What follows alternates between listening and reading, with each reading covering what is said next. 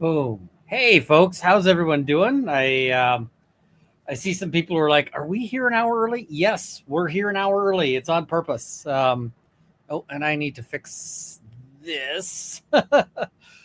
Okay, so the reason why we're here an hour early is that Rob's going to go live later today, and I kind of want to pop on with Rob. So that said, we're going to go through the closings. We're going to go through all of the closings because there isn't really a way to summarize the closings well. Now, I just know that a whole bunch of you are going to dip out as soon as Brennan starts talking. um, Hopefully, that's what the jury is thinking too. But I'm going to tell you that two things can be true at the same time. And you're going to have a hard time believing that these two things can be true at the same time. Thing number one is that Brennan did an excellent close. And thing number two is you will hate Brennan's closing. And the reason why you're like, wait a minute, how is it possible for those things to be true? The answer is that Brennan isn't talking to you. Brennan is talking to a particular kind of juror that he hopes is in the jury panel. And so he's probably not talking to you. He's talking to those specific people. And part of the reason why his close makes you angry, if you're angry about it, is because it's effective. If he was just silly, if he was just being stupid, you wouldn't feel that. You wouldn't be like, oh, I really hate this, what's going on right now. You would instead just be like, all right, that was a thing that happened. But you probably really disliked his close, most of you. And the thing is that means that he was, what's the old phrase? If you're taking fire, you're over the target. So, yes. Invite Andrea Burkhart to your stream. If she wants an invite, she can have, absolutely. But, I'm not going to go like pester Andrea to be like, you need to come on right now. So, yeah, I'm just going to note, I may have an opinion that will annoy some of you when we get to Brennan, but we're going to start off by watching Jackson because, of course, Jackson goes first. Let's talk a little bit about that. Jackson goes first, and this is not really an advantage in closings because at the end of the day, Brennan gets to be the last word they hear, and Brennan gets to respond to the stuff Jackson says. Now, he doesn't actually take advantage of a lot of the opportunity to respond to things because instead he just kind of forges ahead with what he planned to say anyway.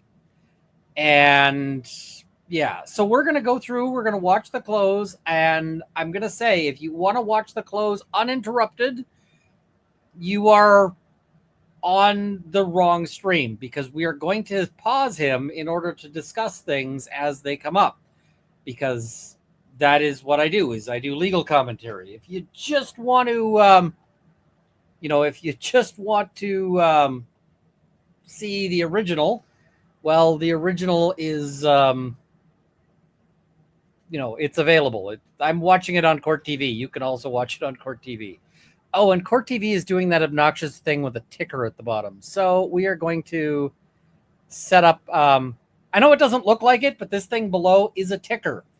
It is actually having a thing scroll across the screen. It is having a single space bar scroll, or a single space scroll across the screen endlessly. And the reason for that is that it's going to, we'll embiggen here, and I will show you why we have that. So, and I'll embiggen in just a second. My computer is doing a thing, and I need to make sure it doesn't do the thing.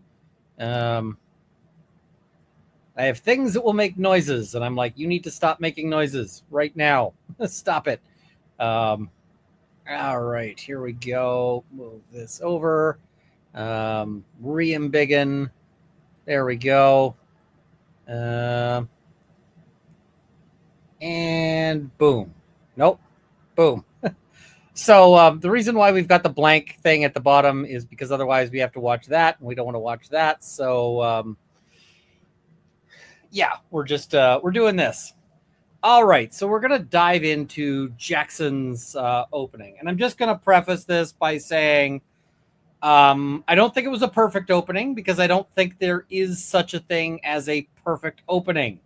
I don't think anybody has done a perfect opening in the history of time, and I don't think that anybody ever will. So, oh, and somebody wants the Discord link. I'm dropping the Discord link. So I don't think that that's going to be a thing, that there's a perfect opening. I have some commentary. That said, as much as you're going to hear me say that that I have some commentary, some criticism, etc., on his closing. Yes, closing. Did I say opening? Closing. Yeah.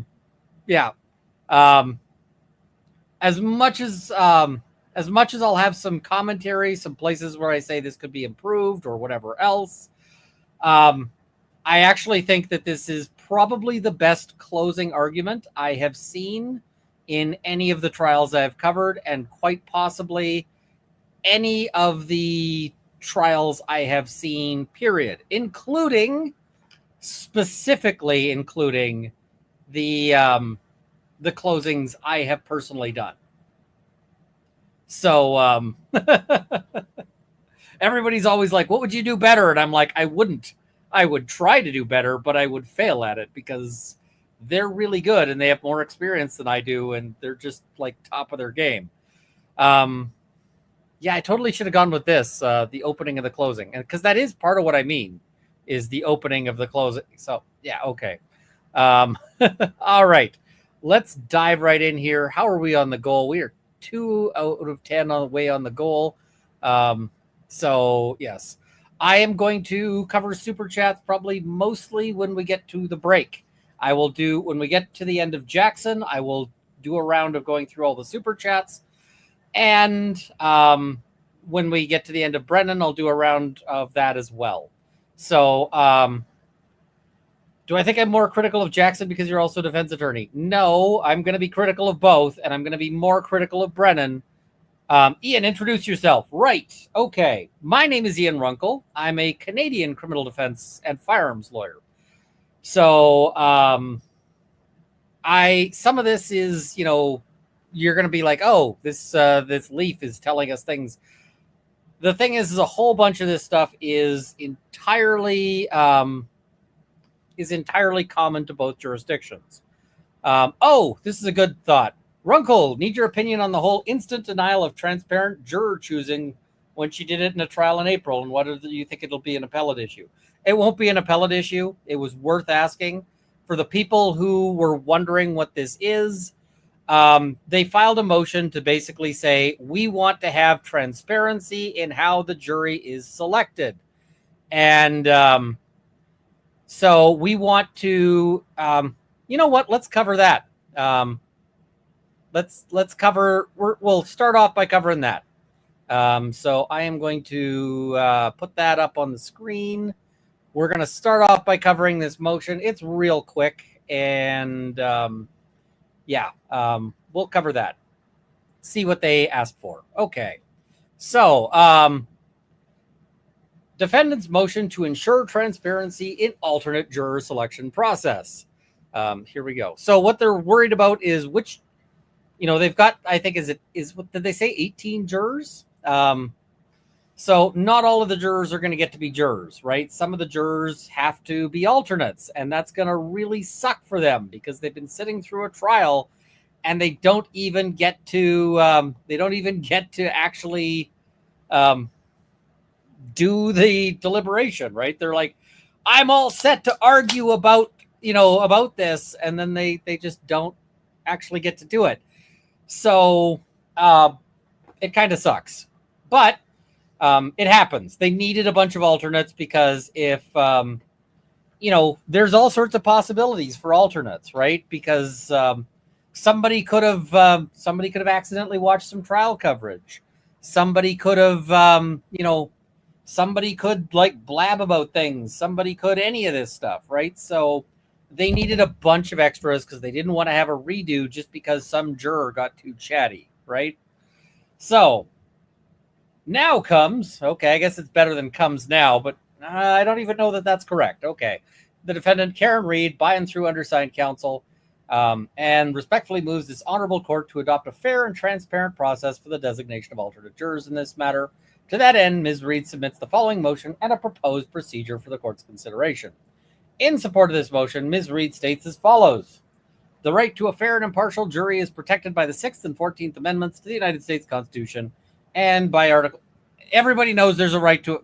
Okay, fair enough. Everybody knows that. So the seating and selection of jurors, including alternates, is integral to safeguarding a defendant's constitutional right to due process and the right to trial by jury. Ambiguity in the alternate's juror selection process could undermine the integrity of the entire trial, i.e., you don't want to have a situation where, for instance, the judge handpicks who gets to be deliberating, right? Because then there's an issue there potentially, right? So accordingly, the defendant respectfully requests this court issue an order setting forth the method by which alternate jurors will be identified. And you can note this was denied without a hearing. Denied. D. Canone 6/13/25. Just boom, denied. So somebody said, have I eaten? I have eaten a big old chunk of like steak. I was going to say meat, but I realized that I'd just done I just did the Bad Dragon lawsuit coverage, so we're not going to do that. Proposed procedure. The defendant respectfully proposes the following procedure for alternate juror selection. 1, that each numbered ball be shown individually and then placed one by one into the wooden drum with the process visible to the court, counsel, and Ms. Reed, i.e., show everybody that the right stuff goes into the bin. Now, the thing is in any other trial, I would say this is completely unnecessary and over the top. And if I was a judge, I would do it. Because unnecessary and over the top is kind of what I do. But in this trial, there's a lot of, whatever. So that the drawing of alternates from the drum be conducted in open court, on the record, and in the presence of court counsel and Ms. Reed. They actually did do that. They did number 2 on this. 3, that the number on each ball selected be clearly announced, shown to all parties. They announced it, but they didn't show it. And then placed on a designated stand or display area in full view of the court, counsel, and Ms. Reed. They did set them aside, so I suspect that they probably let the lawyers examine them if they wanted. 4, optimally, Ms. Reed herself be permitted to draw the alternate juror balls from the drum as a further safeguard of neutrality and to reinforce confidence in the fairness of the process. If I was a judge, I wouldn't allow number 4 either. I wouldn't allow number 4. So, I mean, maybe. I got to think about it. So that's the motion, right?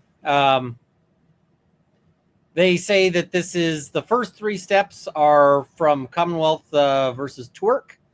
And they say the 4th step is a potential additional safeguard. I don't think they were ever going to grant that, but it was worth asking. So yeah. All right. That's that one. Okay. So now that we've covered that, we're going to jump on to, Jackson's closing. We're not going to cover the alternate jury selection and so forth. I'm not going to worry about that because, it's neat, but, that's as far as we're going. And hey, Uncivil, good to see you. There we go.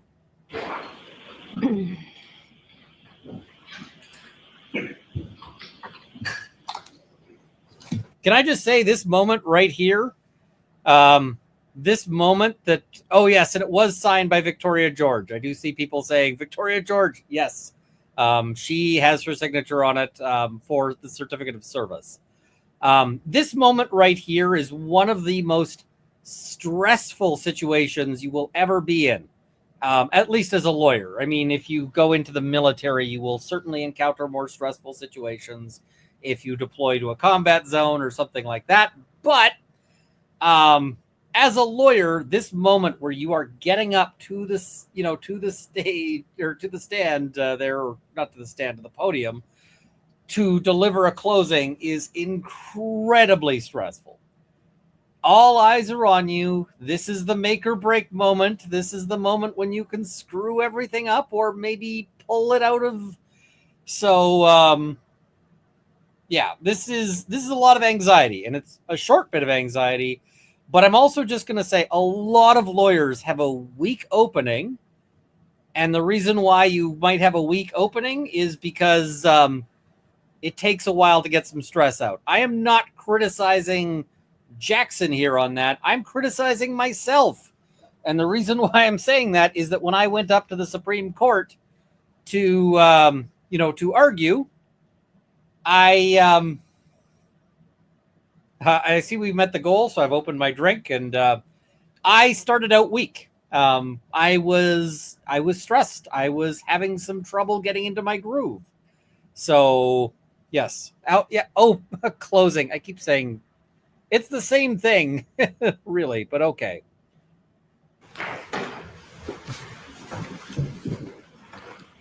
There was no collision. There was no collision. There was no collision. I like this. It's a very rehearsed thing, which helps you get over any. It's a very rehearsed thing to sort of get you through. If you've got emotion, you can start talking, and it's a very much a basically what he's saying is the stuff I promised you in the opening, I am now delivering to you in the closing, right? That's what he's doing. He's saying, I promised you no collision. Let me deliver on that promise. I like this. I really like this. It's good. And he's got a good smirk. I want to take a minute to start off with thanking you. I want to thank you for your attention. I want to thank you for your patience. I want to thank you for your diligence. This is not an easy undertaking. You always do this. Always. Thank the jury. The jury's put a lot of work in. The jury has given up their lives. Their jury has all of those things. And so you want to let them know that you appreciate it. It's not inappropriate to do so. And it's not, and the jury always appreciates it. And it's always a good way to build some rapport. So, there's never a reason not to do it. So you do it, right? It's just a good thing, right? I see the chat. We're going to comment on, I'm going to mention that. Most of all, I want to thank you for your courage, because courage is what this moment demands. I got captions unavailable, I'm afraid, so I can't pull them up. Not just to listen, but to stare directly at injustice and say, not here, not now, not on our watch. That's what I love this. I really love this line, because he's basically recruiting the jury. And I'm just trying to refresh to see if I can get closed captioning up. He's basically recruiting the jury to action. He's saying, jurors, you have a role here. collision. And your role is you need to preserve justice. You are the guardians of justice. Love it. It's good. It's like, I need you to fight for me. If you don't have timestamps, can we switch to Boston 10? Yeah, we can do that. Give me a second. We're going to switch to Boston 10. I'm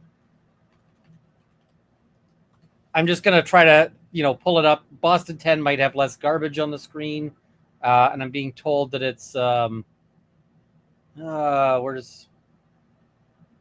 I'm trying to find the actual thing. Where's NBC 10 Boston? No, Boston 10 News.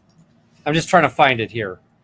I see some people who are upset about the verdict slip. I would have liked the verdict slip to be different, but at the end of the day, they're what do you call it? At the end of the day, I don't think it's going to mean much. So, all right. Nope, they don't have closed captions here either. We're just SOL on the closed captions, I'm afraid. So at least for now. All right, we're going to just jump with this one. But Pay attention. The one good thing about this is that by switching over to this stream, we can eliminate this ticker because it's not necessary. Okay. To the medical facts. You what to watch for. We warned. And I'm going to.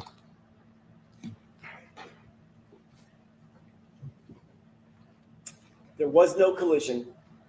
There was no collision. There was no collision. I want to take a minute to start off with thanking you. I want to thank you for your attention. I want to thank you for your patience. I want to thank you for your diligence. This is not an easy undertaking.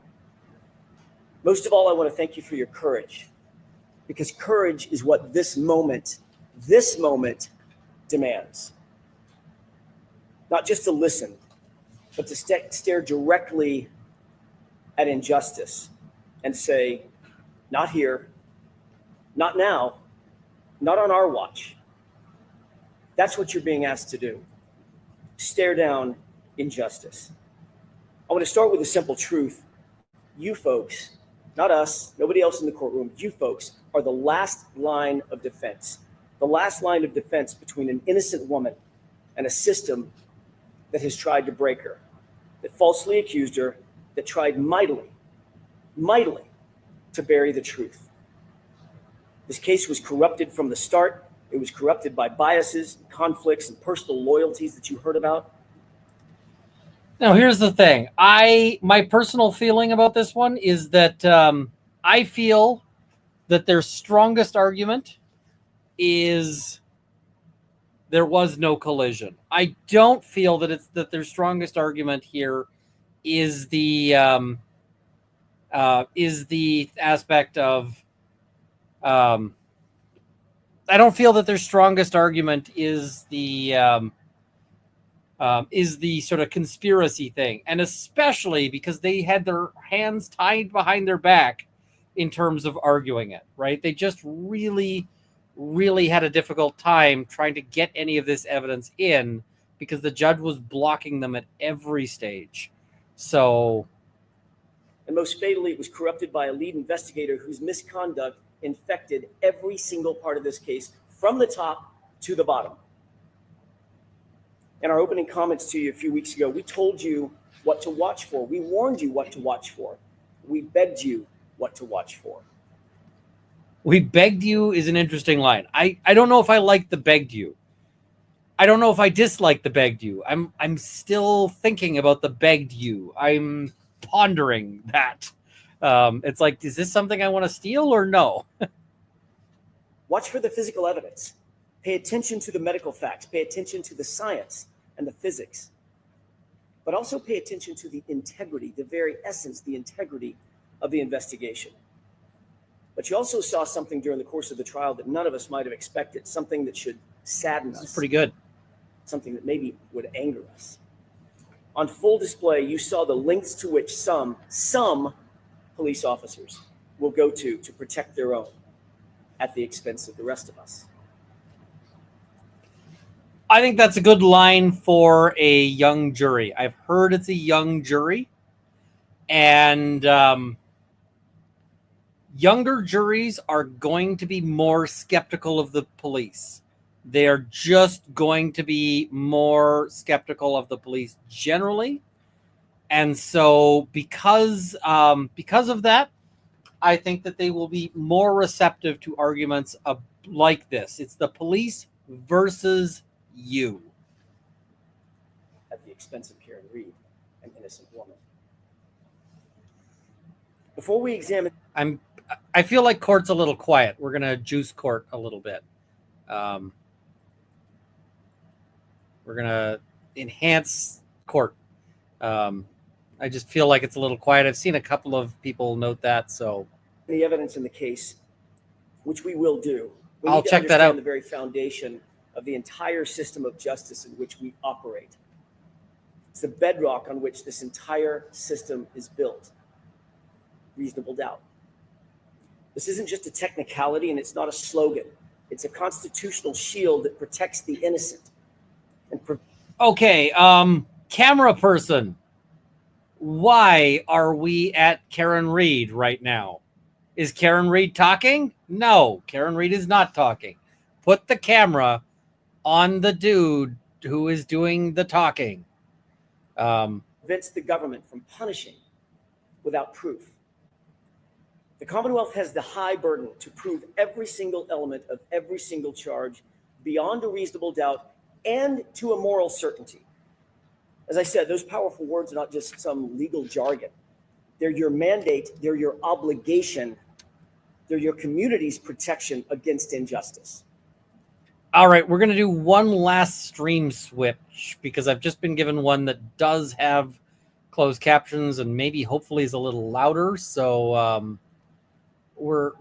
I'm sorry I got to do this. I didn't realize it wouldn't have closed captions up, but I would really like to have closed captions for this if we could.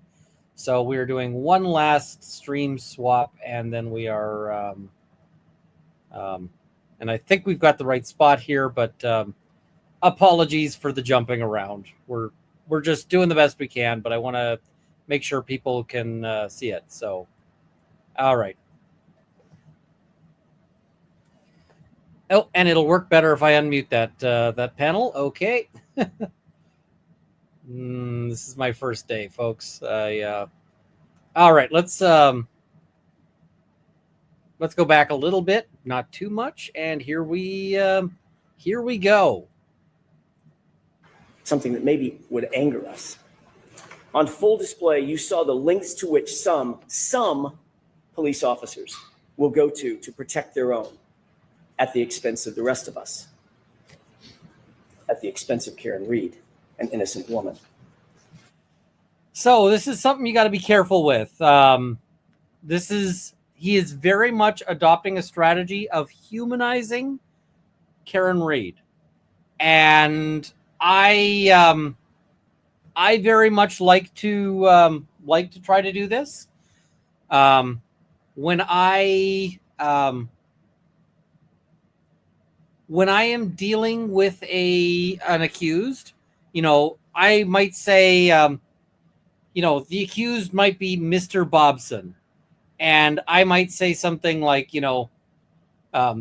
this accused, Bob Bobson, right? You can say the accused if you want to dehumanize and sort of objectify the person. And there is a time and a place for that. If Bob Bobson is an absolute jerk ass, then you want to, then you may want to just say the accused, right? But if Bob is actually a really nice guy who's been brought into court, and there's nothing to really, then you may say Bob Bobson, right? He's bringing home that this is a real person, that this is an actual person, and that they should have some sympathy for her. That's the thing. Before we examine the evidence in the case, which we will do, we need to understand the very foundation of the entire system of justice in which we operate. This is something that he didn't do the first trial, and it was my main criticism of his closing last trial, is he didn't go over reasonable doubt the way he should have, and this time he fixes it. So good for you, Jackson. It's the bedrock on which this entire system is built. Reasonable doubt. This isn't just a technicality, and it's not a slogan. It's a constitutional shield that protects the innocent. and prevents the government from punishing without proof. The Commonwealth has the high burden to prove every single element of every single charge beyond a reasonable doubt and to a moral certainty. As I said, those powerful words are not just some legal jargon. They're your mandate, they're your obligation, they're your community's protection against injustice. In our system of justice, Karen Read sits here today presumed innocent, cloaked in the presumption of innocence. That presumption is not fragile. It doesn't just disappear because there's a charge or a badge or a theory. That presumption stands firm unless and until the Commonwealth clears that high bar, the highest bar the law provides, proof beyond a reasonable doubt and to a moral certainty. That means at the end of this case, at the end of the trial, you think about one or more of the charges, you think, you know what, maybe that's true. It might be true. Then you vote not guilty. If you think it's possibly true or probably true, your vote must be not guilty. I love this. If someone among you thinks it's likely true or even very likely to be true, your vote is not guilty. It's because none of those standards, maybe, might be, possibly, probably, likely, very likely, none of those meets the extraordinary burden of beyond a reasonable doubt and to a moral certainty. I love this. This is good because this is what you need to tell juries. Juries often tend to reason badly. And what I mean by that is that let's say you've got two witnesses, right? It's a he said, she said situation, right? She says, that, he says she threw a knife at him. She says she didn't. You don't actually know who did what because there just isn't any evidence, right? There just isn't any, there's a knife, but I mean, that doesn't mean anything, right? Juries tend to, and even judges get reversed on this all the time. Judges get reversed on the question of misapprehending how this is done. And the thing is, you can't make it into like a credibility contest. You can't say, well, I thought that this side is more believable. You have to go beyond that, right? And I have told a story before of a trial that I had where I literally got up, and this was a judge alone trial, not a jury trial. And my closing began with, did client commit this offense? Probably. But, and then I went into reasonable doubt, right? You can only get to probably. I will certainly agree you can get to probably, but only to probably. And that means you must acquit. Now, I mean, it was a bit of a ballsy close for me, even in front of a judge, but it does illustrate the point that probably is not good enough. And I have repeatedly told courts we mostly do bench trials where I am. I have on many occasions told courts, you could, if probably was good enough, then we'd be done here. But we're not at probably. Probably is never good enough. And I just want you to think about this when you're getting on Twitter and when somebody comes at you on Twitter and is giving you shit about this, because the criticism I get is, don't you believe it was possible what happened? And, that's possible that, Karen Read killed him. And I'm like, possible enough, sure. But I don't believe it's what happened. You can argue me to possible all day long. You just can't argue me to beyond a reasonable doubt. And that's the critical thing here. Okay. Certainty means a level of confidence so strong, so incredibly unshakable, that you would go home, look your loved ones in the eye and say, I am certain. Not probably, not likely, I'm morally certain, and my certainty remains unshakable. The law defines moral certainty as the highest level of certainty known in all human affairs. Think about that. So, let's consider this one. The highest level of certainty in all human affairs.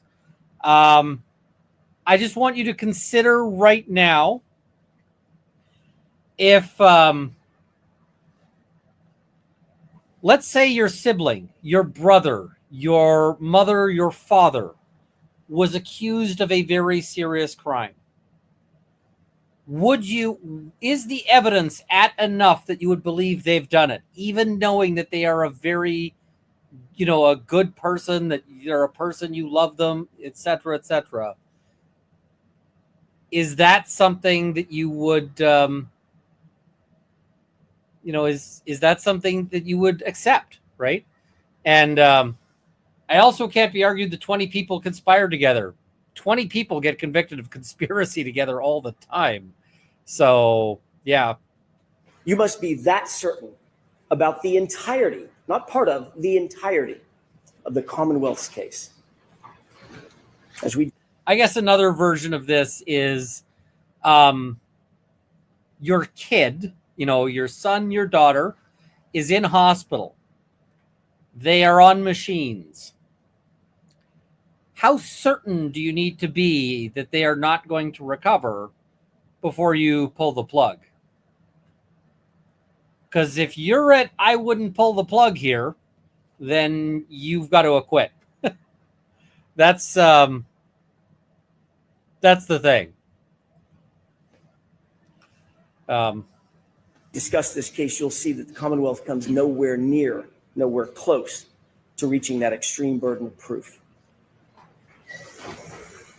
Ladies and gentlemen, on January 28th, 2022, it was a Friday night. John O'Keefe and Karen Reed made plans to meet up with friends, go out for drinks. You saw through video evidence and eyewitnesses that they were affectionate, they were loving, they were in good spirits throughout that evening. They started off at C.F. McCarthy's, which you've heard about, and eventually made their way over to the Waterfall Bar and Grill. When they got there, the Albert family, they were already there, and they were already drinking. The Albert family, it's been established as a very well-known family in Canton. They've got quite the reputation. Brian Albert was at the Waterfall, a longtime Boston police officer. His wife... Quite the reputation is probably objectionable, but you got to be real sure before you object during someone's close, and I wouldn't object to that, but it's probably objectionable. I wouldn't have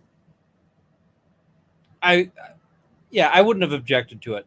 Nicole Albert was there. She was with him. His brother, Chris Albert, who was a Canton board selectman, he was there. His wife, Julie Albert, their daughter, Caitlin, and his sister-in-law, Jennifer McCabe, whom you met, and her husband, Matthew McCabe, whom you did not meet. I like the whom you did not meet. The other thing I'm just going to note here is that he's specifically highlighting McCabe for one particular reason. And that reason is McCabe is dislikable. McCabe is dislikable, right? And it's very easy to look at McCabe and go, not a fan of hers, right? So that's part of why he's reiterating that. They were all there drinking before John and before Karen ever arrived. But also present at the Waterfall that night was Brian Albert's friend, Brian Higgins. We know that he had a romantic design on Karen. That becomes an incredibly important fact as we discuss the facts of this case. Now, I'm just going to say, I think that they go a little too hard in the paint here on Higgins. We never hear from Higgins. Higgins is sort of in the background, right? So I just don't know, right? I don't know if the jury is along with for the ride on Higgins. I don't know that the jury has heard enough information on Higgins to think that Higgins is a mustache twirling villain. I just don't know. As the bar was closing around midnight, the Alberts invited everybody back to their house. They wanted to keep the night going. But the evidence revealed something interesting, that the invitation to John O'Keefe appears to have been for a different reason, an alternate reason. Think about the video of Brian Higgins. I also think that they step a little close to the sun here, in the sense that if there is a possibility that they could have gotten a curative from the judge on, you are not to consider that Higgins might have done this, something along those lines, because they weren't allowed to argue third party culprit. So, and what Michael Proctor in his investigation completely and utterly ignored. Higgins was agitated after a day of drinking, agitated that it was John and not Karen, John with Karen, not him. Recall that ominous text that he sent to Karen with her and John standing just feet away. Well, this also might resonate a little better with women on the jury. Why do I say this? Well, because a lot of women have had the experience of a creepy ass dude. A lot of women have had that experience where, you're at work, you're working at the Starbucks or something, and some guy comes in and he's like, I want and his coffee order's 30 minutes, and you smile at the guy and he takes his and you make his coffee and he leaves. And then the next day that guy comes back and he's like, I want this coffee. And you're like, you've got the 20-minute coffee order. I remember what that is. And you make his coffee again because you remembered his order, because it was so weird that you just, go through it and you make the coffee. And in the meantime, this guy has in his head decided that because you smiled at him and because you remembered his weird ass coffee order, the second time he shows up, that you are like this, that he is now in love and assumes that you are his forever woman, you are destined to be together. And then he keeps showing up and going, hey, and then, he's hanging around the Starbucks as you're leaving work, waiting for this guy to, this kind of dude. And if there are women who have had that experience of this guy, just way too into it and, getting super stalking, that's, this may resonate. They may be, they may be there. They may be going, right, Higgins is a bad dude. And I'm seeing for the guys in the chat, I want you to look at the chat window right now for the men out there. Because right now the chat window has woman after woman after woman saying, I have been there. This is me. I've had this guy in my life. And I really want you to know, if you're a guy, don't be that guy in somebody's life, because they will remember you, but not in a good way. It will not end well. It's okay to ask once, make a pitch politely and in a way that doesn't make things awkward and cause pressure. But, then leave. And I can tell you, if you are, I'll tell you the polite way to hit on a waitress at a, a restaurant. It's, you eat your meal, you leave a note that says, hey, I'd like to get to know you better. Here's my number. You leave that there, and then you never go back to that place again. Because either she calls you and you do a thing, or it's creepy thereafter. So just be aware of that, right? Just there, you gotta, if you're asking somebody at work, you've got to really put it in their, in their court. That's it, right? And if you're the person at work, don't ever ask out a customer. There's just never a right time for that. So yeah. All right, carrying on here. He got no response. And then we see this.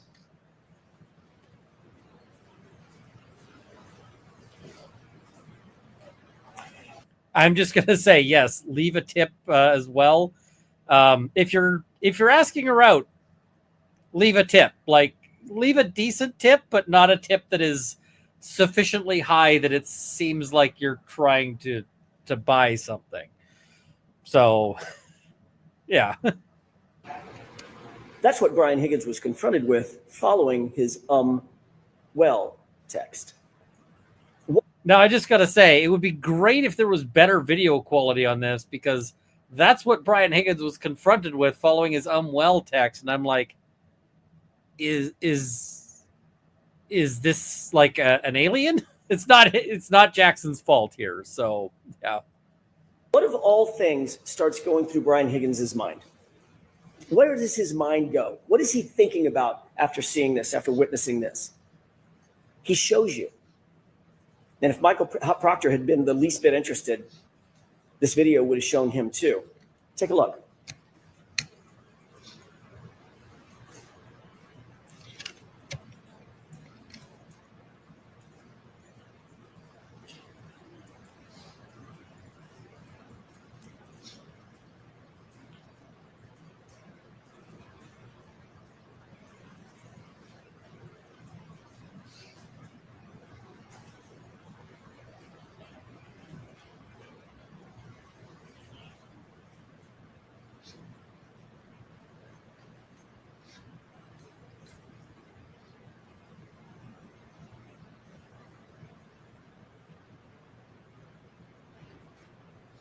I'm just going to say, sparring, practicing. I don't know that I'd call this sparring. I think that this is, I wouldn't call this sparring. I wouldn't call this practicing. This is grab ass. But what I would call this is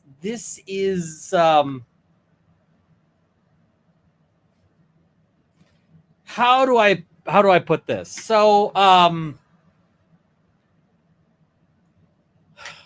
if you're wondering why deer have antlers, the male deer have antlers, one of the things that they do is they show off their virility, deer that is, by clashing antlers with each other and deciding, like, and the thing is that that seems to be what this is that they're sort of that there's some showing off there in order to this is the other thing I will note here is that I'm going to address the men again in the thing here, which is the things that you think will impress women often aren't the things that impress women. And so guys will do this sort of shit to like show off to women, and it doesn't work. I don't think this lands. I don't think that any of the women care, but I also don't think that this is something that is going to convince anyone on the jury of the point Jackson's making. I think he's in the weeds here.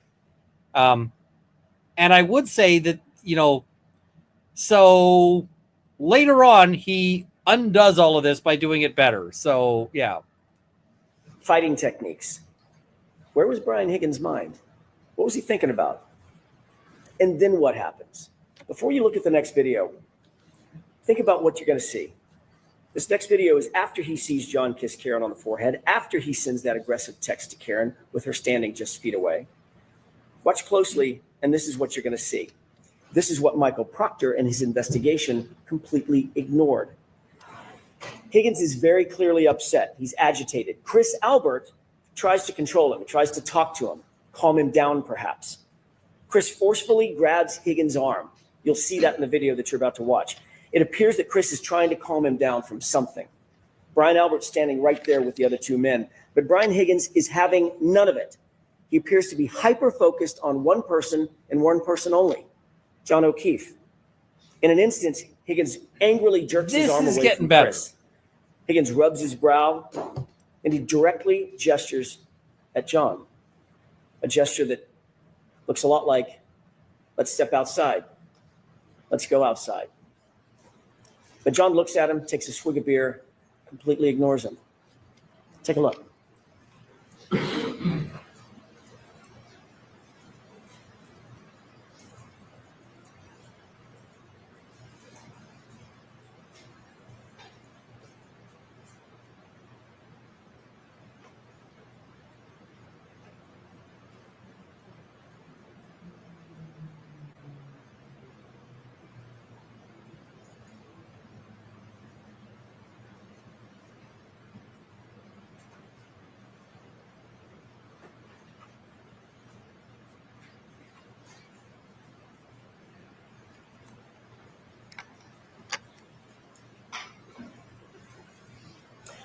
That, I think, is the better argument. Now, if you're wondering, how does he get this in when it sounds like third-party defense, the way he's getting this in is he's getting this in through Bowden. He's saying, this should have been investigated. This ought to have been investigated. We don't know what happened, but this was worth investigating. Now, here's the problem. I don't know from watching this clip if he's saying, catch me outside, how about that? And, challenging him to a fight, and John is like, sure, brah, not happening. I'm just going to drink my beer. Or if Higgins is going, we going out, like, we're leaving, we're going to another party, you should come here, you should totally come party with us, dude. Because it could be, that same gesture could be, come on, man, we're going. You need to join us. We're going to be having drinks. It's going to be awesome. But the thing is you got to investigate it, right? You got to look into it. You got to check it out. You got to find out what's going on. And because they don't, we can hear the alternative, right? Michael Proctor, the lead investigator in this case, had all this footage, but he did nothing. He had access to the exact same thing that you saw. Why did he do nothing? A few minutes later, Higgins then texts John directly. There's a really good comment here. And where is it? Why does it matter? The defense doesn't have the burden. Exactly, the defense doesn't have the burden. The defense can raise questions. One of the things I often tell people is that criminal trials are like boating with they're like boating with evil. So the defense's job, if you imagine that the prosecution basically has to build an entire boat, and that boat has to hold water and be able to float at the end of the day, and they're sitting there and they are trying to build a boat in the in this whole thing, right? They're trying to build a boat. Meanwhile, I'm the defense lawyer. My job is keep them from building their boat or poke a hole in the boat, right? I can just poke a hole in the boat. And so long as I'm able to poke a hole in the boat, then they shouldn't be able to get their conviction. But they have to build the entire boat. So if I'm sitting there and I can raise questions, and if those questions are real questions, then, then my client gets acquitted. Here's an example. My client is, we'll just pick a name out of nothing. We'll call him Bob. And Bob is found on the street, and he's found with something tucked in his waistband that really looks like a gun. And it's a handgun, right? And so they charge Bob for having a handgun with no license and all of this stuff. So, but they never actually shoot the gun. They never actually test fire the gun. They never actually inspect it. They look at the gun and they say it's a gun because it's clearly a gun. Well, I'm the defense lawyer. I get to go, how do you know this is a gun? How do you know it has all of the gun parts? How do you know that if you pull the trigger, it's going to fire? How do you know that it's not an airsoft gun? How do you know that it's not a replica? How do you know it's not a fake? How do you know any of this? And if the prosecution doesn't have an answer to any of this, then they lose. I get to poke holes in their case. So, correctly. You coming here? 3 question marks. It's now 12:20 a.m. These guys are not good friends. They barely spoke or even acknowledged each other when they walked into the bar together, other than a quick greeting. So why was Higgins coaxing John over to 34 Fairview? You coming here after this? And why not text Karen? I mean, it might be because he wants him to be there, right? He might want to hang out with him. I don't know. Because at that moment, but this is effective. He wasn't interested in Karen. He was interested in John O'Keefe. This is about 5 minutes before John gets out of the SUV and walks toward the house. About 5 minutes before Karen sees him alive for the last time. So what happened inside that house, or that basement, or that garage? What evidence was there for the investigators to look into? What did they ignore? Laceration over John's right eyelid, black eyes, a large dog at the home, an obvious dog bite on John O'Keefe's right arm, a head injury from falling backward onto a hard surface, alleged surface, a text from Higgins, one of the last people to ever communicate with John O'Keefe.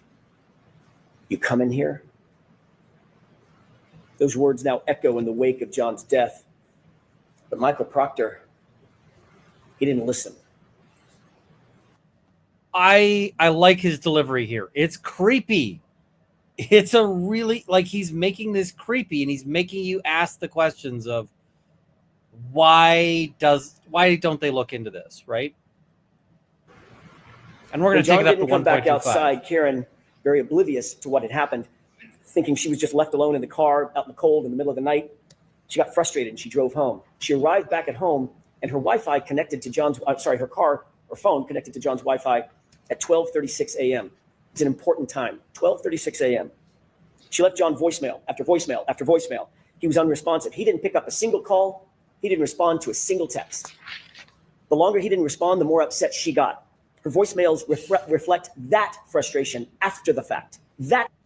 And that's the thing. I thought this was really good that he's, he's hammering on the voicemails. And the reason why he's hammering on the voicemails is because they sound bad, but at the same time, they aren't meaningful. They don't mean anything if all they are is she's pissed off because she thinks he's alive, right? She clearly thinks he's alive to be leaving these voicemails. Yeah. I also owe you guys a story briefly of, so I went and replaced the batteries in my trail camera, and then it rained. And because there's so much smoke, the smoke particles were carried down in the rain. And so all my trail camera can see right now, the one trail camera that's the critical trail camera that was getting all the good footage, all it can see is big raindrop smears. And so I have to go back out to the land with a lens cleaner to go and wipe off the smears, and then maybe put like a little umbrella on it or something, because I'm just like, I'm missing out on seeing the moose and the deer and the. So yeah, I'm sad, but all right, here we go. That's the frustration that you hear in her angry voicemails. She uses harsh words and foul language. She's obviously upset. She's obviously irritated because he didn't come back out of the house and he wasn't responding.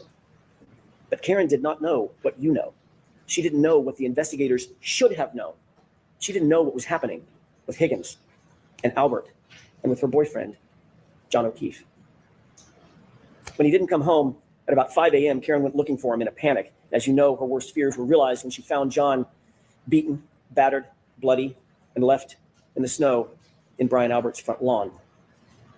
At 6 a.m., when Karen found John, you heard about the scene. It was described in detail. It was chaos. To use Mr. Brennan's word in his opening statement, it was bedlam.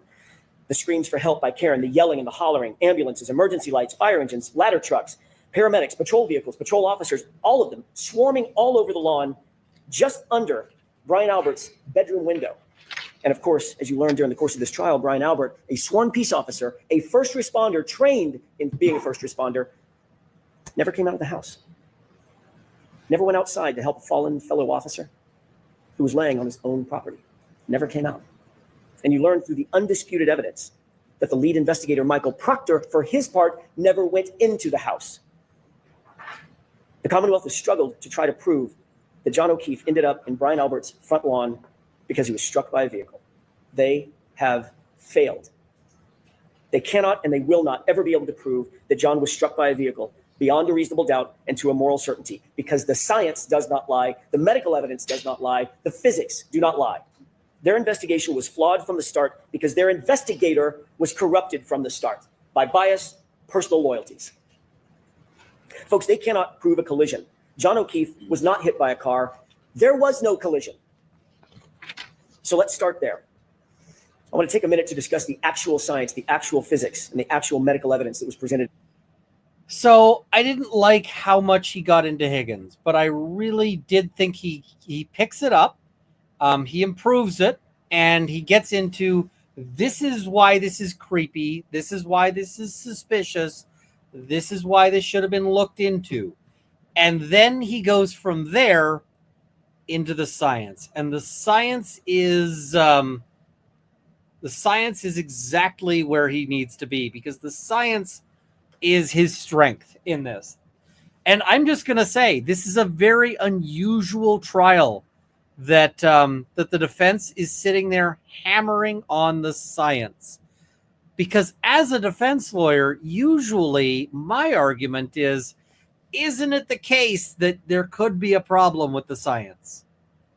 I'm very rarely saying, look at the forensic science, look at the accident reconstruction. Look, I'm usually going, I mean, at best, I might be saying my expert is better, but here, the Commonwealth doesn't even have an expert who says how the collision happened, if it happened. So, yeah. In this case, the science, it's an old saying, is known as the silent witness. It doesn't lie, it doesn't forget, and notably, it doesn't take sides. If there was no collision, what are we doing here? In order for there to be a collision, there has to have been an impact site. The vehicle had to have struck John, period. I want to remind you of some of the most important testimony in the entire case, and it comes from the Commonwealth's own medical expert, Dr. Irini Scortibello, the Commonwealth's. Both sides on this one are going to attempt to do their expert gives us this thing. And I actually think that Jackson does it way better, because Brennan comes off like a smug sack of crap when he tries it. So, medical examiner, someone governed by law to make these decisions. We know that a person struck by a vehicle suffers massive trauma, broken bones, fractures, soft tissue damage, torn ligaments, contusions, soft tissue injury, severe tissue injury, crushing blows. None of that was present with John. None of it. Not anywhere on his body, including his right arm. Not one bruise. Nothing. I'm going to tell you, you could not pay me enough to, because, I mean, let's look at the Commonwealth's theory. The Commonwealth's theory should be that, I mean, let's look at how Welcher, based on the Welcher's theory of the case, he should have been willing to do the test at full speed, like the full 24 miles per hour in reverse, standing behind it. And you know how he should have done it? If he, just throw a helmet on. And he says, you'll be fine. You can get your arm hit at that speed by a 6,000-pound Lexus. And so long as you protect your noodle, you should be okay. Right? But he certainly doesn't do that. And you could not pay me enough to stand even with just my arm at, and hit it with a 6,000-pound Lexus at that speed. Because it's gonna turn you into like a very lumpy sausage. It's gonna be a really bad scenario there. So, yeah. The fact is, the injuries are not from a vehicle impact. Not his head injury, not those scratch and bite wounds. Not a single medical expert, think about this, not a single medical expert called by the defense or called by the Commonwealth has testified that John was hit by a car. Not one. Think about the irony. Not one. Isn't this bizarre? Like, the Commonwealth has a theory that he was struck by a vehicle, and they have no expert who testifies that it's consistent with being struck by a vehicle. It's weird. It's not just significant. It's literally the most important point in the entire trial. Listen again to Dr. Scorti-Bello's words. Question. You did not include in your autopsy, in any fashion, any discussion of whether Mr. O'Keefe's injuries were consistent with a motor vehicle accident, did you? Answer. No, I did not. She told you, quote, I did not see any evidence of an impact site, end quote. She was talking about John's body. The Commonwealth's own medical examiner, Dr. Scorti-Bello, performed the autopsy. She did it personally. She's the only one to have personally examined John's body, and she found no evidence of an impact site on his entire body. That in and of itself is reasonable doubt. You don't need anything more. The Commonwealth's case is done. It's cooked. Their own experts said there is no evidence of a collision, no evidence of an impact. This is beautiful. They're like, this in and of itself, this on its own is enough to be done. But wait, there's more. If you want to know what an impact looks like, take a look at this. And saying it's cooked. This is what a body looks like after being struck by a car at 25 miles an hour. And this is what a car looks like after hitting a person at 25 miles an hour. These are exhibits from Dr. Welcher, the Commonwealth. We're also glad that they're not showing us that picture. So, yeah. Expert. John didn't even have a bruise. Make no mistake, Dr. Scorti-Bello was presented with the Commonwealth's theory of the case, the same case that you've been presented with, and she refused to conclude that John's death was a homicide. She flatly refused to conclude that there was a collision. And you know who agrees with that? That silent witness, the science, the physics, the data. Dr. Wolf and Dr. Rentschler, you just met them recently. They explained. By the way, I've never seen a case in my life where they've proceeded with charges in a situation where where they proceeded with charges in a situation where they can't get a medical opinion that it was a vehicle strike, or that it was, how can you? I've just never seen it ever. Were not initially hired by the defense. They were asked by another agency to conduct their analysis. They looked at the evidence from both sides, not taking a side for the defense or the Commonwealth, completely independent. They looked at the damage to the SUV on the one side of the coin. They looked at the injuries to John O'Keefe on the other side of the coin. Both PhDs, both engineers determined there was no collision. Elizabeth, this is a good point. Why did no one remember that Brooks killed people at 30 miles per hour and less? Go read the descriptions if you need. Yep. Not one of those people was like, I had no bruises. I had no whatever. It was all pretty bad. I'm not saying it. The science says it. That SUV's taillight was not damaged by striking an arm, and John was not struck by a 6,000-pound SUV. Period. Full stop.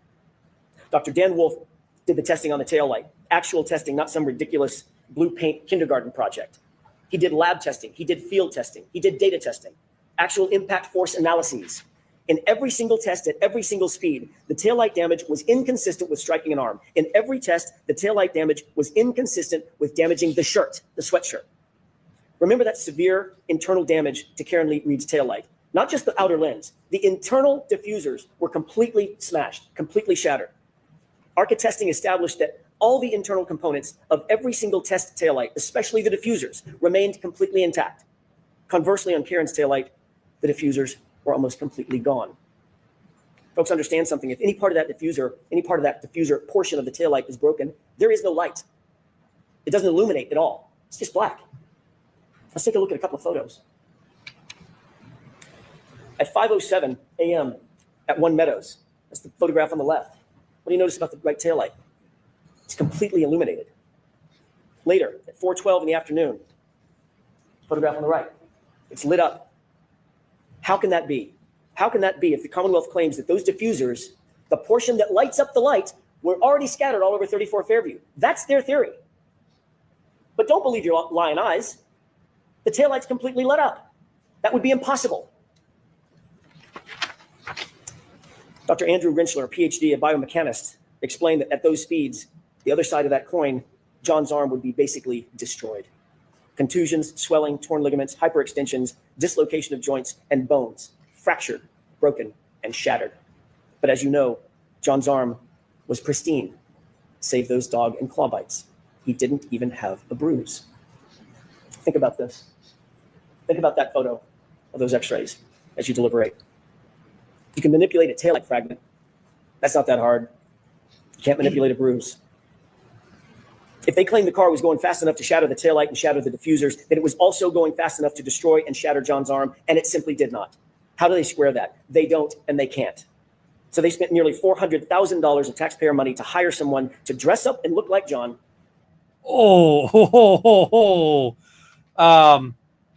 Love it. They spent $400,000 to dress up and look like John.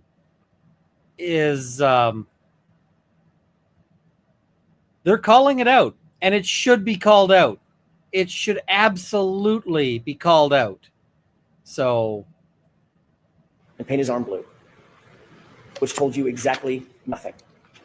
The ARCA testing, conversely, also established that it is impossible for John's sweatshirt sleeve to be damaged by an impact with the taillight. The Commonwealth's theory is that the sleeve of John's hoodie sweatshirt was damaged by flying shards of taillight slicing through the shirt and through John's arm. I have 3 questions. Number 1, John's arm had about 36 abrasions. How did 36 shards of acrylic go through 9 tiny little puncture holes? How'd that happen? Somebody needs to answer that. Number 2, why are there no slices? And the thing is that this can work with a dog bite, because a dog bite, the teeth can move and claw through it, and they can make the hole and they can continue moving. But that can't work with a vehicle strike. It just can't. So, yeah. Cuts in the hoodie. All the defects are punctures. Punctures that you might get from, say, I don't know, canine teeth. And number 3, if the shards cut bloody gouges into John's arm, that's their theory. Why is there no blood, no skin, no tissue on a single shard of taillight that they claim came in contact with John's arm? The Commonwealth cannot answer a single one of those questions because John's arm was not impacted by the taillight. It doesn't make sense simply because it didn't happen. Compare and contrast the ARCA experts and their actual testing to Judd Welcher. He came to you in the Commonwealth's case in chief, and he told you that for the better part of $500,000, he'd come in and testify that John was tall enough to touch the taillight with his elbow.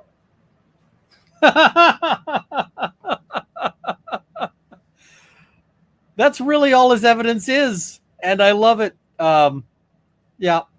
That's it. And even in that basic demonstration, he had to lean in to manipulate it, to get the results that he wanted. Dr. Welcher then claimed that the reason he didn't do the reconstruction, the actual testing, think about what he said. There isn't enough evidence to determine what happened. I beg your pardon? What happens when there isn't enough evidence, in his words? This is beautiful. You vote not guilty. That's what happens. That's out of his mouth. Love this. Not mine. Love this. The Commonwealth also used the same company, Aperture. That is so powerful. the Commonwealth's own expert tells you there's not enough evidence to know what happened, you have to acquit. Brilliant closing. Brilliant. Like, to try to establish. The thing is you heard me criticizing before. All of those criticisms have evaporated because now he's getting into the, like, now he's pulled out the chainsaw. Now he's just going to work. A time of a collision that never occurred. The Commonwealth called Shannon Burgess, the supposed expert from Aperture. There is a cardinal sin for experts, folks, a cardinal sin. It's called confirmation bias. It's when you decide to change your opinion to fit a theory. The most important takeaway from Shannon Burgess' testimony was how brazen, how shameless he was in trying to change the data to try to suit the Commonwealth. Remember Mr. Brennan's opening statement. He made some promises to you. He said, this case is about the data. He stressed it over and over again. They've had 3.5 years to get this right. The Commonwealth has had this case for 3.5 years to get it right. So his top expert, Dr. Welcher, prepares a report. And that report says that John O'Keefe was struck by Karen Reed's SUV at 12:31:38. Note that time, 12:31:38. He was struck, he was immediately incapacitated, he was immediately unconscious. So says Judd Welcher and the Commonwealth's theory. But there was a huge, huge problem with that. And somewhere in the middle of trial, somebody must have realized it. They must have realized that the very data they produced unequivocally establishes that they are wrong about a collision. It could not have happened. Why? Because John was interacting with his phone after 12:31:38. Remember, the collision, immediately incapacitating. How could he be interacting with his phone afterward? He was on his phone, opening his phone, checking his phone, reading texts on his phone, and locking his phone, all of it, after 12:31:38, which is the time Welcher clocked for the moment of the impact. And he was taking steps and walking with that phone after 12:31:38 also. That's what their own data showed, and it devastated their case, and it devastated that false theory. There must have been panic, I'm guessing, in the room. What do we do now? The data shows John wasn't struck by the car. What do we do? Enter Shannon Burgess. I love his delivery. Can you believe him? Can you believe Mr. Burgess? He came up with a brand new story right in the middle of trial. You might ask yourself, would an expert actually say something he knows not to be true? Would an expert actually say something he knows is not supported by fact? Would an expert shade the truth? You don't have to look any further than Shannon Burgess's CV to answer that question. That was a shame. Even with the pull and push and stretch and manipulation of the time data that Mr. Burgess came in here and told you about, it still shows that John O'Keefe was very much alive and walking around after they claim he was hit and incapacitated. Think about that. Matt DeSogra looked at Burgess's report and told you that in 30 out of 30 scenarios of the possible time skews that Shannon Burgess identified, he came in the middle of trial and identified all these other time skews that he called it. In every single scenario, John was alive and walking after they said he was hit. And that's a problem for them because there was no collision. Just look at Mr. Whitten's data, Ian Whitten. Now, I am a petty person. And so I probably would have thrown in a little line that goes as follows. I would have probably said something like, but we wish Mr. Burgess the best of luck in getting his degree. Because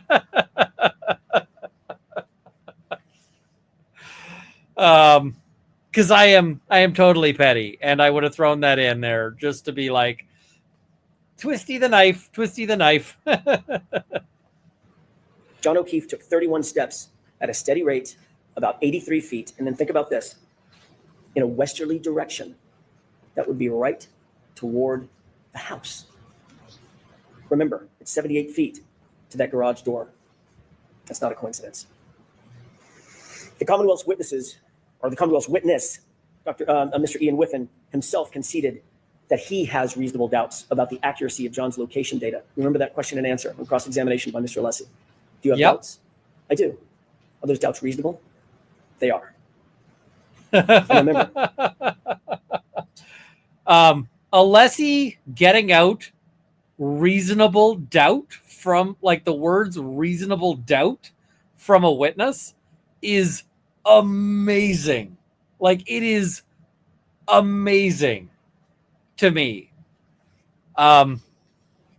He got away with something there that was special and magical and like, and I am so glad they are, highlighting it here in the close. So glad. It's still the Commonwealth's burden.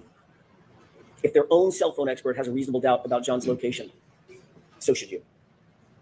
John O'Keefe was inside, and the phone battery temperature further proves it. This is not speculation. This is science, and it's irrefutable. It tells us that he was not laying outside in the cold. He was inside somewhere a little bit warmer.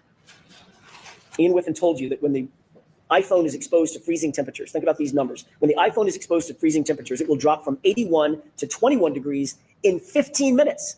15 minutes. That's a 60-degree drop in 15 minutes. Now look at John's phone. It was laying, according to the Commonwealth, it was laying directly on frozen ground. He arrived at 34 Fairview and his phone dropped only 20 degrees over the course of an hour.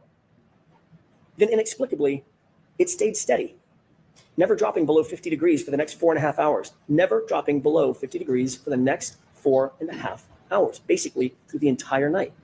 That sounds like a heated garage to me. That sounds like a garage. Like that is what that sounds like, because I don't know if I've mentioned before, but I'm in Canada, and Canada gets cold. And like my garage contains a whole bunch of stuff like leatherwork paint. Now, leatherwork paint is expensive. Leatherwork paint, it can be like $30 a bottle. It can be more than that.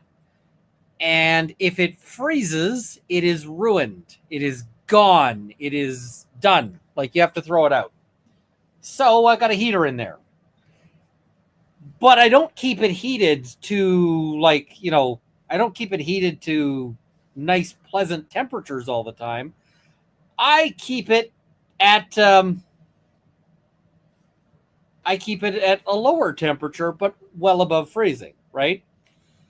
So that I think.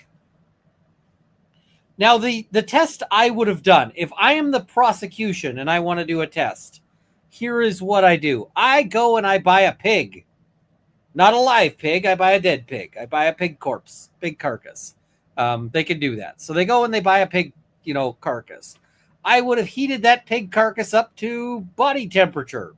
Warm it up, right? You got a warm pig corpse. And the reason why you use a pig, this is not me being disrespectful to the police. We use pigs as, we use pigs as kind of a model for people a lot, right? Because you're not going to get a dead person, right? That's not going to be available, but you can get a pig. Pigs are really commonly used for this. I'm not being disrespectful, whatever. But you make it to body temperature, and then you freeze, like you take a freezer, you freeze it down, and then you tuck a phone on it, you put the pig on it, you leave, right? And then you see, like, what does it do? Does it do the same temperature drop? Does it, that's what I would do if I was actually trying to investigate things. But they never do that test, right? They just don't. And the best part of this test is that when you're done, you can eat the pig. So, yeah. He was not outside. He was someplace warmer, like a basement or a garage.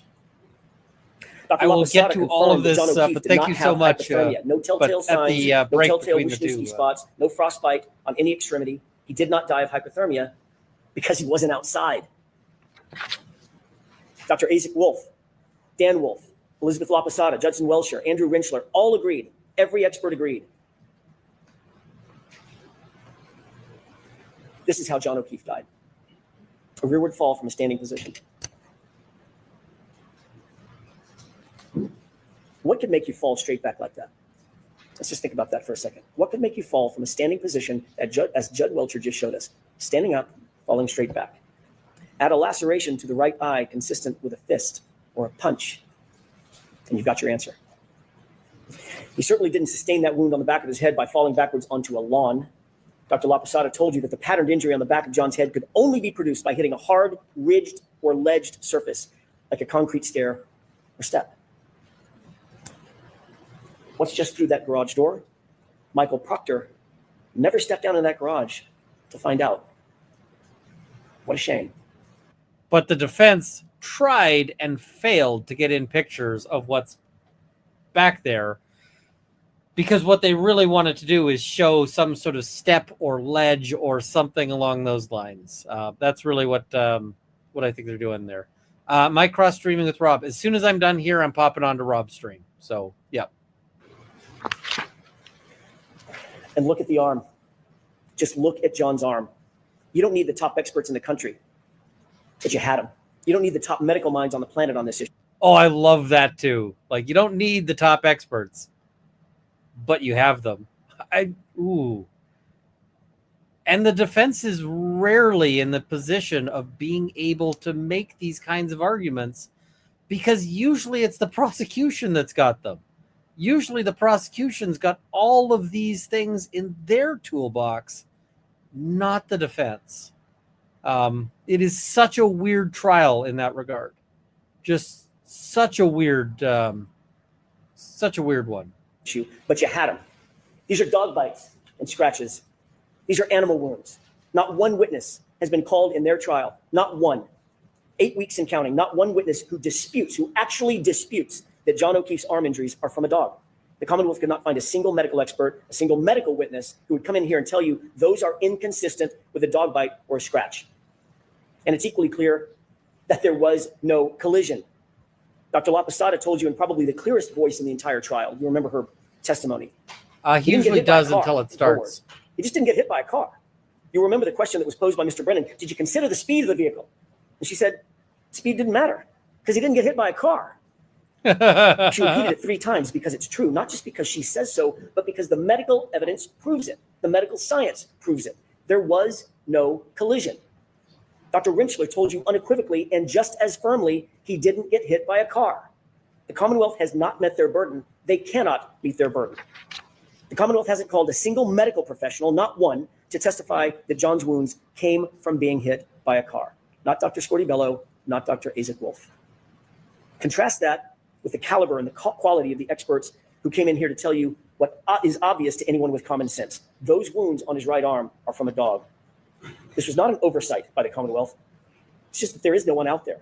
No matter how big a check you write, there's not a medical expert who's going to disagree with that. The fact is, this is the central fact in the case. The only fact that matters is literally uncontested by every medical expert. Uncontested, undisputed. There is no evidence that John was hit by a car. None. How much more reasonable doubt could there be? This case should be over right now. Done. Because there was no collision. So given all that, how did Karen Reed end up sitting here? Why is she even here? Why is she in that chair? Why is she in this courtroom? There is a reason for that. I also like this because it's a good counter to the if she's, why is she sitting in the chair if she's not guilty? This is a good, because, the jury tends to think that if you're sitting in the, if you're sitting in that chair, that you must be guilty. And so it can be very difficult to overcome that. Yeah.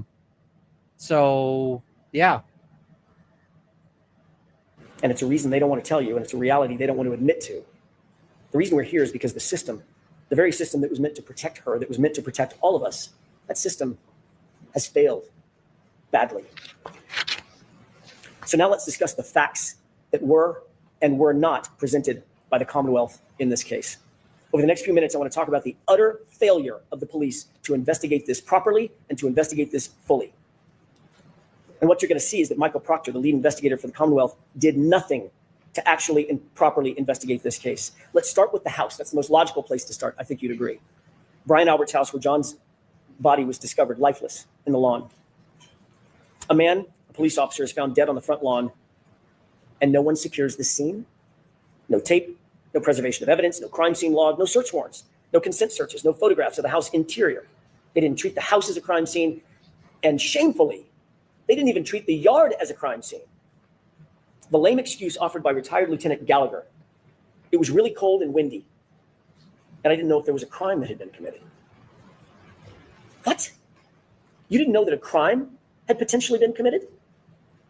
You have a man laying dead in the yard, and here are the undisputed facts that those officers were confronted with. Black eyes. Obviously, black eyes are consistent with a fight. Bloody nose, also consistent with a fight. Bleeding from the face, consistent with a physical altercation. A cut over the right eye, consistent with a punch. No coat in the freezing cold, not dressed for outside, dressed for inside, and one shoe on. I wonder where the other shoe could be. I don't know, maybe in the house 30 feet away. And then you find a broken and shattered drinking glass next to him, the type of glass that you might find, I don't know, let me think about this, in a kitchen, in a house, 30 feet away. And John's phone was tucked neatly under his back shoulder. Lieutenant Gallagher actually claimed he did not know it was a potential crime that needed investigating. The neighbor across the street, Detective Lieutenant Kelleher, had a ring camera that was pointed at the exact direction where John O'Keefe would have been hit, and nobody bothered to secure it. Nobody bothered to secure it. Nobody even bothered to look at it. Of course, this was a potential crime scene. Of course it was. Let's not forget, this was Brian Albert's house, and that comes with privileges. Quote, I love that too. Just hitting everything. Quote, is the homeowner going to catch any shit? Nope. He's a Boston cop too. Hitting the key lines. That quote starts to make a little more sense now, doesn't it?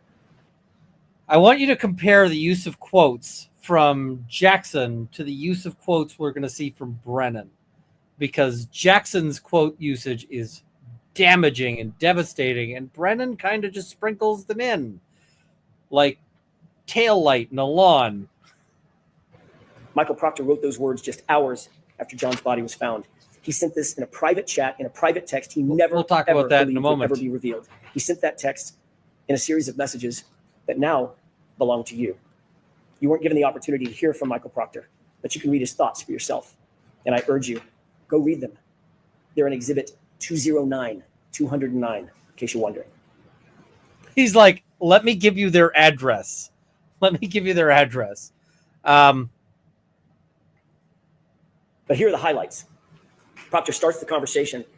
Quote, all the powers that be want answers ASAP. He's getting pressure, obviously. Get this done. His friend then asks what Proctor's probably thinking at the time. Quote, I assume you guys are out to make it cut and dry since it involves cops. Something stinks. And Proctor responds, yeah, to the something stinks. And then he goes on, but there will be some serious charges brought on the girl. Think about that. Hours into this investigation, there will be some serious charges brought on the girl. She's a whack job cunt. Yeah, she's a babe. Weird Fall River accent, though. No ass bitch. This is one of the things that you got to do in lawyering, and sometimes you got to drop the hard words. I've mentioned before that I had the lesson of I was cross-examining a witness, and I asked him if he called my client the N-word, because my theory of the case is that the guy who got punched was a one-punch situation. It knocks the guy on the ground. My theory of the case was that he was kind of spoiling for a fight, and that one of the things in terms of spoiling for a fight, yeah, we're screwed on the monetization. So, yeah. One of the things about him spoiling for a fight was, what do you call it? That he called my client the N-word, a word I'm not going to repeat, but he, the full hard R thing. And so I was asking the witness I was asking the complainant if he called my client the N-word, and he said no. And I said, you didn't call him the N-word? And he said, no. And so I was like, well, what did you call him? And he said, I called him and then he says it. And I was like, oh, shit. Right. He wouldn't agree to me to calling him the N-word, but he certainly agreed that he called him the full thing. And that's when I learned that, like, you have to just swallow it and ask the question that, like, ask it as it is. So, and sometimes it sucks.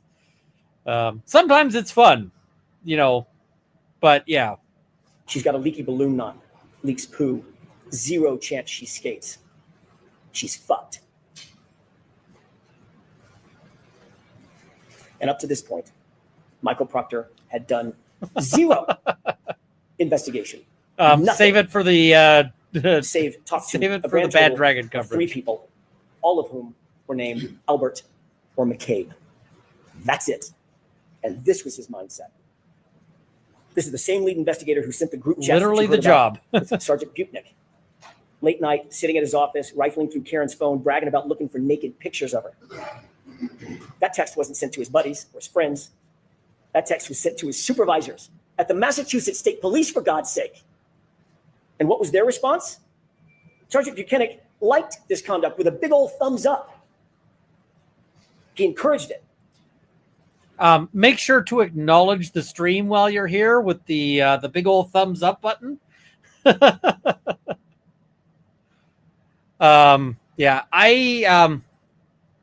He missed saying that his best friend wouldn't repeat the words. I agree. I would have come back to that on close.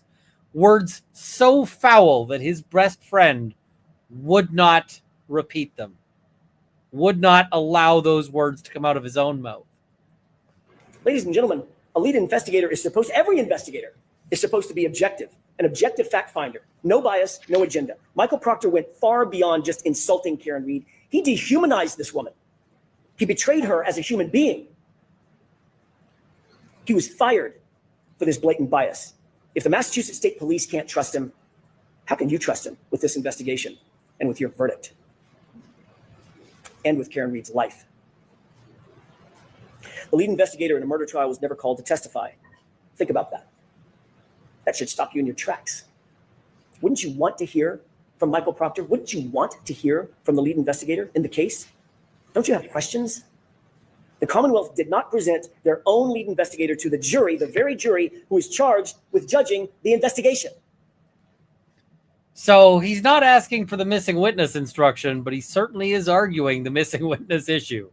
Yeah. Michael Proctor clearly is radioactive, and the Commonwealth stayed away from it. Michael Proctor is no longer a Massachusetts State Police officer. He wasn't transferred. He didn't go on sabbatical. He didn't retire. He didn't resign. He was fired. He was terminated for cause. The Massachusetts State Police investigated him, found him guilty of dishonorable conduct, not just for those text messages, folks, for sharing confidential information with witnesses and for bias. Not just any bias. Bias in this case. Fired. This is the man who touched every single piece of important evidence in this case.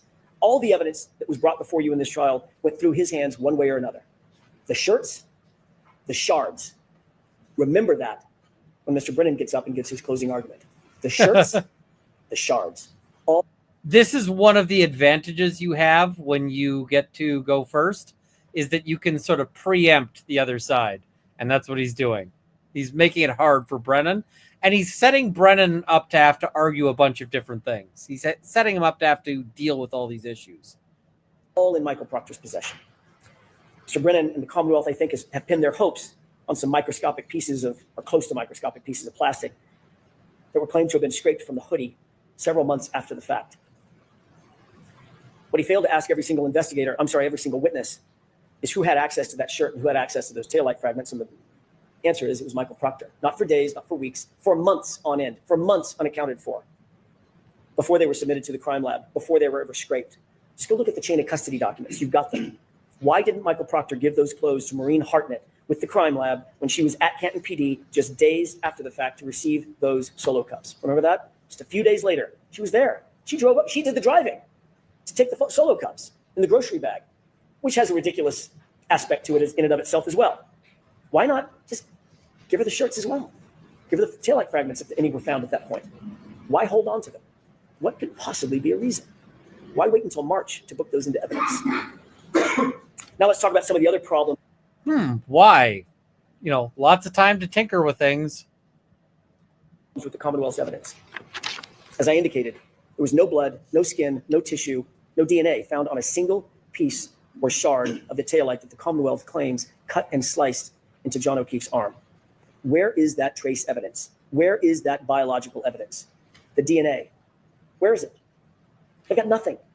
Not a single piece that the Commonwealth wants you to believe cut up John's arm. How is that possible? It's not possible. The only way it's possible is if those shards never touched his arm. Because it was a dog. I love the stage whisper. Oh, and the one sample of DNA that they did find, by the way, was found on the outer smooth part of the housing. Not any shard. It was the outer smooth part of the housing. Nothing that they claim actually came in contact with John O'Keefe. Number two, that sample had DNA of two other men, two other unidentified males. That tells you that that DNA had nothing to do with a car strike. That DNA would be expected to be, John's DNA would be expected to be all over that car. Inside, outside, he had access to that car for months and months and months. He was in and out of it all the time. Show me some blood, then we'll talk. They can't, and they won't because it doesn't exist. That SUV never hit John. The hair found on the bumper. The Commonwealth really stretched its own credibility on this one. That magic little hair on the SUV supposedly survived a 37-mile drive in 47-mile-an-hour winds. But that little magic hair just clung there, just hung on. The that magic same hair hair that moved in between photos in the Sally Port. Remember that? There were two photos taken, and it was either the breath of the photographer or just the movement of walking by the hair. It literally moved between the two photographs. But that hair is supposed to have hung on in a 37-mile drive in a blizzard. You've got to balance your degree of snark.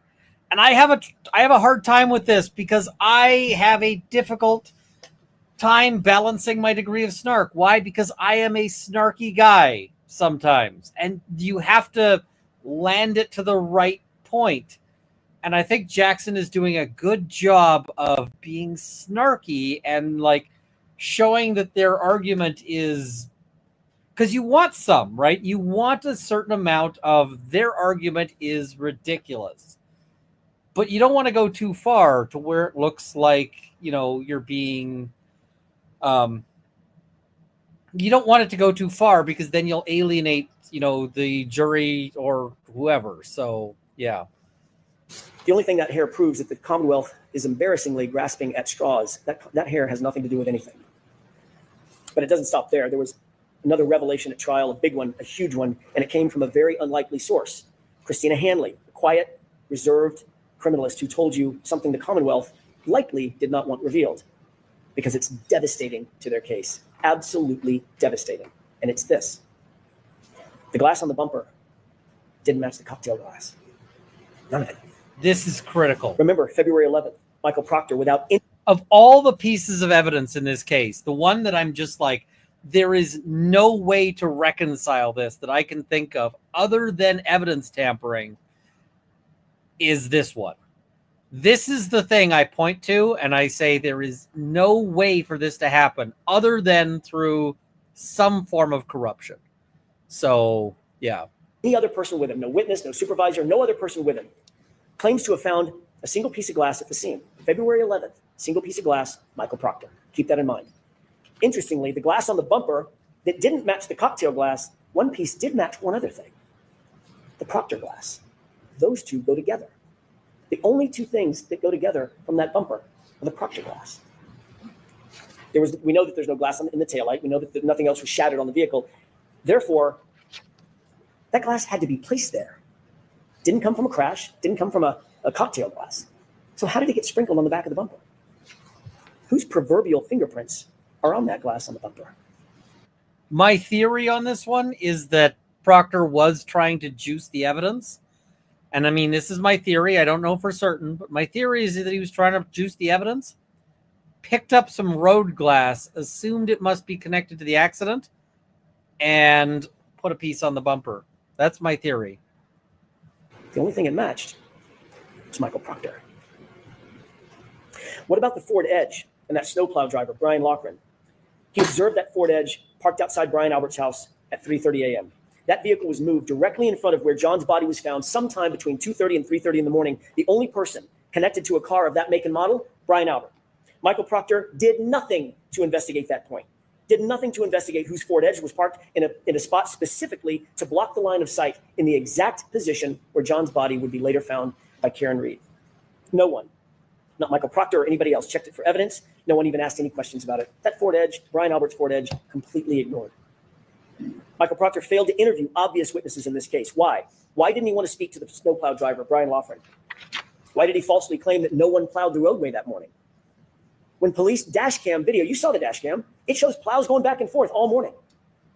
Why did he wait so long, years even, to interview Heather Maxson and Ryan Nagel, individuals who were literally outside 34 Fairview at the exact same time John and Karen arrived at Brian Albert's house that night?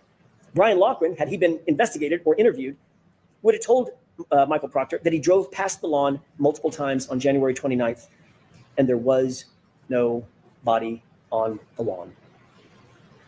He would have had a perfect view. Remember, the weatherman told you there was only enough snow at that time. I think he said the very charming phrase, only enough snow to track a cat. I think that was it. And it is a charming phrase. Heather Maxson and Ryan Nagel would have told him that they arrived at 34 Fairview shortly after Karen and John pulled up behind them, and they would have told Michael Proctor, at least Heather would have told Michael Proctor, that when she left 10 minutes later, she drove past the SUV and observed Karen Reed in the driver's side, dome light on, passenger seat empty. So where was John? Wasn't outside, wasn't sitting down, wasn't laying down. There's only one place he could be. We could all say it together if you could talk with me. He was in the house. I also like the say it with me. And the reason why I like it is because I'm a big believer that for a lot of the things you want to say, you want to get the jury to that first, right? And if he's getting to the point where the jury is going in the house along with him, you know, even just in their heads, then he's got them. Like that is, that's him having them. But Michael Proctor did not want to have those answers. He did not want to have to disclose those answers. He didn't want the truth. The Commonwealth has presented a shred of evidence of when Karen Reed consumed her last drink that night. Think about that. It's critical information that the Commonwealth has to prove beyond a reasonable doubt and to a moral certainty. They have to prove when her last drink was that night. They have to prove it. We don't have to prove or disprove anything. Every single witness who was asked and who had an opportunity to observe Karen that night said the same thing. She wasn't drunk. She wasn't stumbling. She wasn't slurring her words. She was, in the words of Ms. Kolakithis, completely normal. Even Jennifer McCabe grudgingly had to admit that fact. It's on video. Instead, they used Yuri Buchanan to try to come into court and count sips of alcohol, which he admittedly got wrong. According to Ian Whiffen. I mean, we can't expect him to count. Counting is hard. The Commonwealth's own expert, the location data, using location data on John's phone, showed Karen driving lawfully. She was driving safely. She was under the speed limit. She was slowing and stopping at stop signs, slowing around corners. And Ryan Nagel corroborated that when he saw her make that left-hand turn onto Fairview. The Commonwealth has an incredibly high burden to prove that Karen was driving under the influence. They have failed to prove that beyond a reasonable doubt and to a moral certainty because it depends on when she had her last drink. What happened after she got home and she was upset with John for not coming back out of the house? That would answer that question.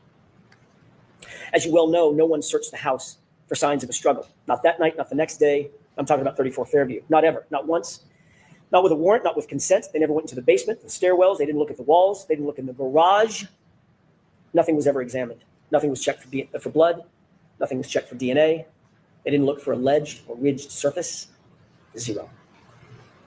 You'll remember how surprised Jennifer McCabe was to recall that there was a garage door even on the house. Except this was her sister's house. She's been going to that house since she was 5. She's seen that house. She's been in and out of that house hundreds of times, maybe thousands of times. She's been going to that house her entire life, and yet she acted surprised when I asked her about it. Remember Jennifer McCabe's answer when I asked her whether there was a door at the garage. I was asking her about the front door, the side door, and the garage door. And her answer was, oh, actually there is a garage door right there. Investigators never opened that door. Let's change the scenario. What if it wasn't the house of a Boston cop? What if it wasn't the house of Brian Albert? We can be certain that investigators would have torn that house apart to get answers about why a fellow police officer was laying dead. I'm just going to note, when a police officer dies, the budget is unlimited. Like, there is no, they will go to town. So I find it bizarre. On the homeowner's lawn. You can betcha. But because this was Brian Albert's house, a Boston cop, nope. And because he was a fellow cop, an insider, they didn't even open the door. That is not justice, folks. That's just pure favoritism. Each of these facts is more than a question mark. They're failures of duty. They're blank spots on a map where justice is supposed to live. And every single one is a reason why you cannot convict Karen Read. Reasonable doubt abounds. If the Commonwealth failed to investigate every reasonable alternative, how dare they come in here and ask you for a verdict? They didn't investigate the case fully, and yet they're asking you to take the easy road and do their job for them. These facts do not represent reasonable doubt. Nothing does. Every one of these facts that you're seeing that we're talking about represents reasonable doubt. Every one. The police and the prosecution are in a position to take people's liberty. It's the most dire and consequential act a civilized government can take against one of its citizens. Their obligation is not just to try to get it right. They have to convince you to the highest degree of certainty known in human affairs. They have to do it all, every bit of it, beyond any and all reasonable doubt. And they have not done that here. And how about the homeowner himself? The host, the first responder, the Boston cop, Brian Albert, who was sparring and practice fighting with Brian Higgins just minutes before John O'Keefe appeared at his house, 34 Fairview. Brian Albert, who was watching Chloe that night, the German Shepherd. Brian Albert, whose phone and his wife's phone were never secured. Brian Albert, who never came out of the house. But that doesn't mean he wasn't awake. It doesn't mean that he wasn't on his phone. Think about this. Jennifer McCabe claimed that her sister and Brian Albert both slept through this complete chaos right outside their bedroom window. But Jennifer McCabe's phone records tell a different story, and they tell the truth. She spoke with them for the better part of a minute, 38 seconds to be detailed about it, at 5:07 a.m. And then she lied about that call. Remember that? What was the reason for that call at 5:07? Was it panic? Was it a warning? We know that conversation took place at the precise time Karen left her house to go search for John, 5:07. We could answer those questions if we just had access to their phones. Brian Albert, Brian Higgins, and Michael Proctor wasn't interested in their phones. Not only did he not secure their phones, he never even asked. And what about Brian Albert's dog, Chloe? A dog with a history, a dog that is, quote, not good with strangers. Dr. Russell confirmed that John's patterned injuries were from a dog, just like the dog Brian Albert owned. And then Chloe just disappeared. Not there the next morning. None of the officers that you heard from said that there was a dog in the house. They didn't see her. She's just gone. And then, can I just say how odd that is to me? Because I'm just going to say, Zora and Potter, there is no way Zora and Potter are just vanishing. These are Zora and Potter.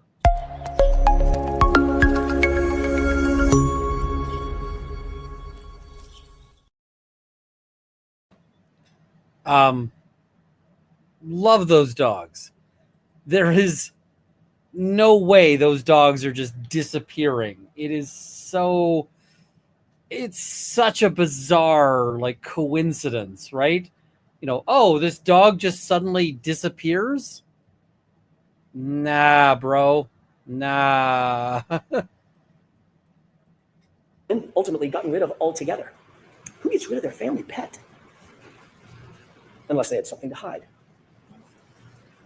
Michael Proctor wasn't interested in that either. And recall the group chat with the Alberts and the McCabes. They were getting their story straight.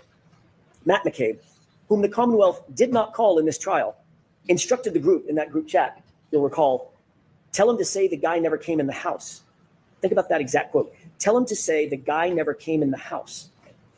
And Brian Albert, the patriarch of the family, exactly, exclamation point. He blessed it. With the truth, as we all know, you don't need to get your story straight. You don't need to tell someone what to say. It's just the truth.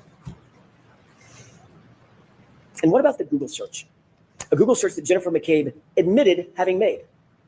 A Google search that was timestamped by Celebrite at 2:27 a.m. A Google search that read, Hoslong to die in cold. It is uncontested and undisputed that search was deleted. If the 2:27 a.m. timestamp is not true, why does Jennifer McCabe have to lie about it? Why delete it? If the 2:27 a.m. timestamp is not true, this is all disputed, why create a but he's false allowed to story argue about Karen screaming Google hypothermia? That's just a fabrication. That's just a made-up fact. And by the way, if someone does tell you Google hypothermia, why would you Google how long it takes to die in cold? Wouldn't you just Google hypothermia? Jennifer McCabe enlisted Carrie Roberts to help shift the blame to Karen. Why go to that much effort unless you're trying to cover for something? Keep in mind the entire foundation of her claim that Karen said Google hypothermia is this fantasy about Karen screaming it at the location, at the scene. That's her entire excuse. But that story went completely off the rails when Carrie Roberts admitted that she perjured herself to back up Jennifer McCabe's false story. That was a dramatic moment in court. It's an admission of perjury, and you don't see that very often in a courtroom. It's true. That tells you everything you need to know about the character and quality of the prosecution's case and their witnesses, lying and perjury and admitting to it. A fundamental tenet of any investigation is to ensure that witnesses are independent and not influenced by other witnesses. You start by separating the witnesses. Michael Proctor did none of that in this case, and we see the results. Think back to Jennifer McCabe's own text messages with Carrie Roberts. About Carrie Roberts, not with Carrie Roberts, notably.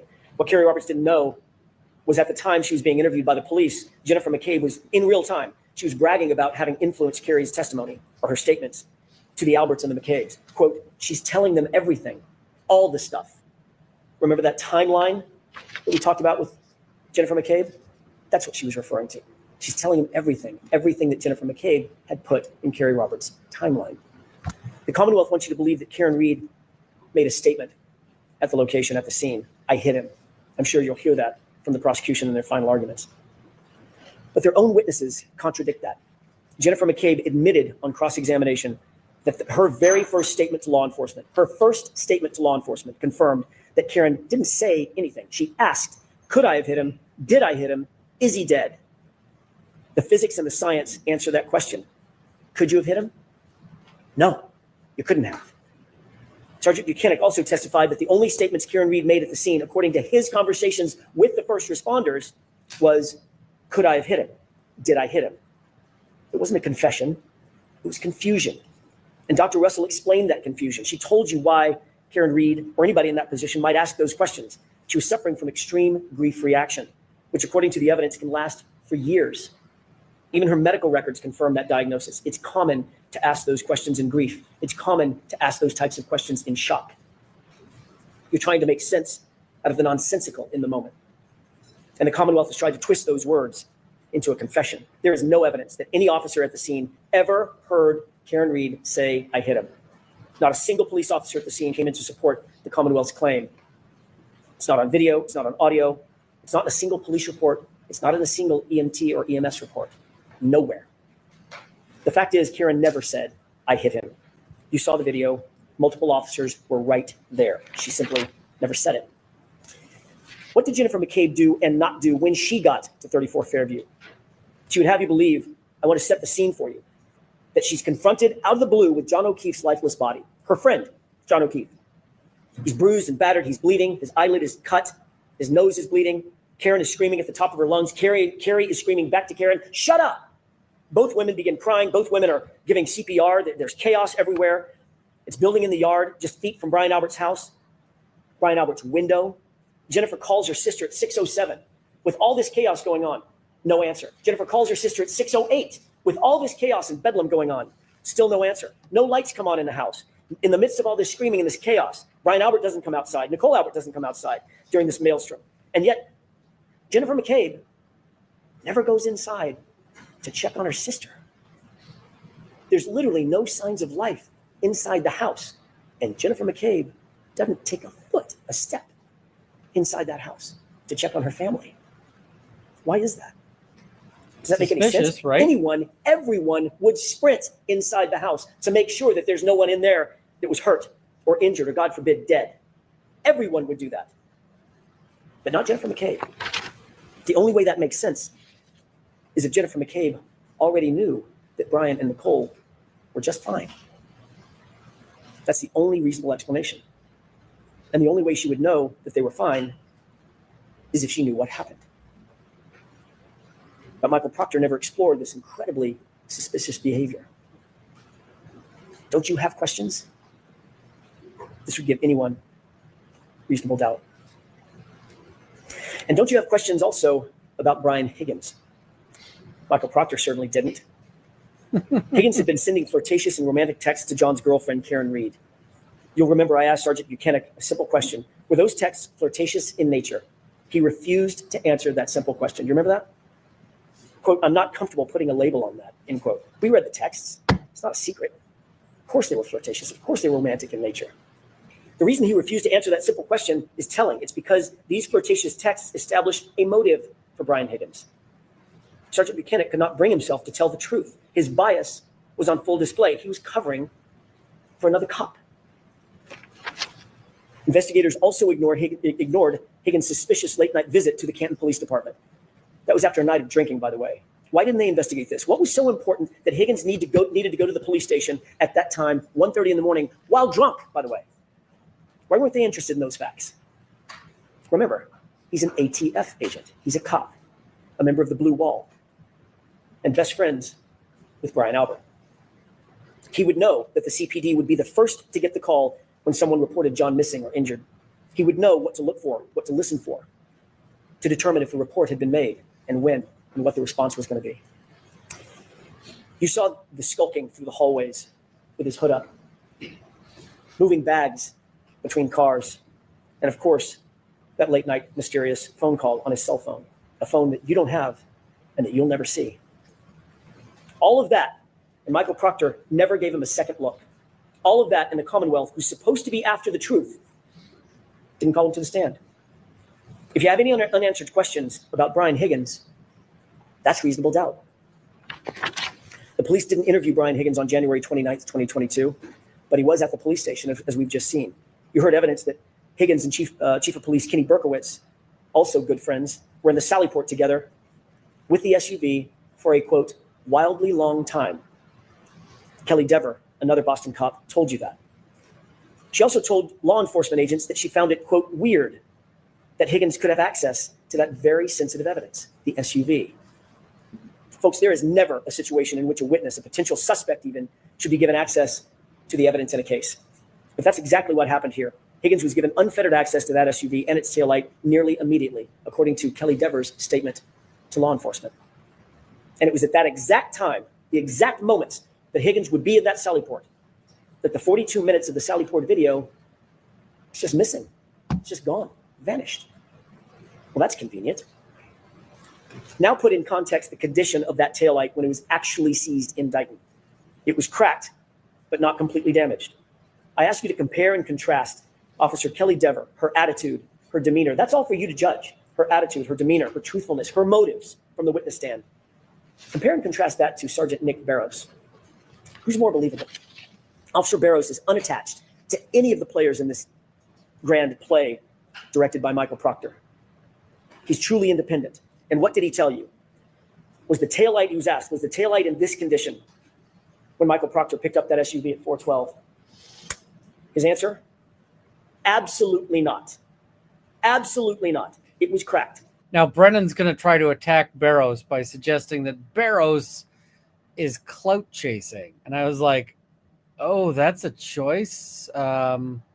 Okay. All right. That's where we're going with this, I guess. But not completely damaged, not smashed out like that. So how did the taillight get cracked? How did it end up in the condition where it was cracked, as Officer Barrows saw it, but not completely damaged? Well, you don't have to guess. There's a video. Just watch.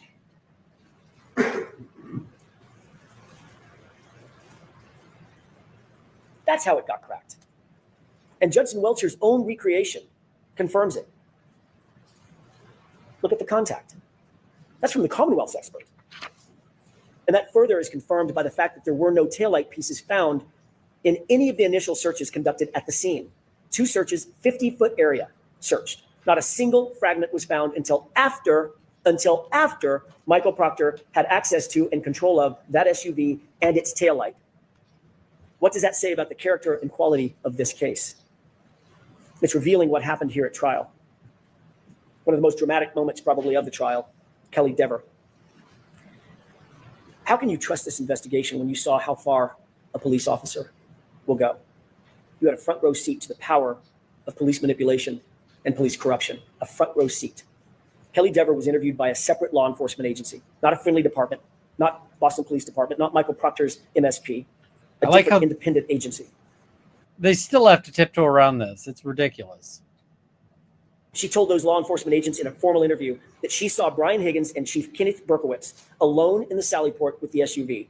She was detailed, she was clear, she was unequivocal, she remembered the specifics, she recalled how it made her feel, quote, weird. She recalled that how long Higgins spent, a quote, wildly long time, as she described. These are all incredible details to tell law enforcement. She couldn't have been clearer, she couldn't have been more specific. But then she's put on a witness list and she's subpoenaed by the defense. Oh boy. Then this rookie cop was called up to the police commissioner's office, the same commissioner that was the boss of Brian Albert. They have a meeting, a private meeting, and he says, wink, wink, nod, nod, we support you, Officer Dever. What else was said in that meeting? What else is reasonable to believe was said in that meeting? She claimed she couldn't remember. She claimed not to remember if he instructed her to do the right thing. But the commissioner of the Boston Police Department certainly said something to this rookie cop, and all of a sudden, that detailed, unambiguous, unequivocal statement to law enforcement became, what did she say? A false memory. Not I didn't say it. She admitted she said it. She admitted she detailed the entire story. She just said, it's a false memory. What? So she's called to the commissioner's office to make sure that she would do the right thing. That's why she was called. And now we know what that means. In her words, my entire career depends on what I say here on the stand. I'll quote that again. Quote, my entire career depends on what I say here on the stand. You bet it does. That's how it works. And that's how we got here. At the end of the day, you have to ask yourself, can you trust the Commonwealth's case? Can you trust their witnesses? Can you trust their evidence? And here are a few of the highlights. A video that was played in a courtroom and sold as accurate. Turns out it was completely inverted, flipped backward, completely false. The test that formed the basis of their entire theory of the case. Watch closely as Dr. Welcher stands as a surrogate.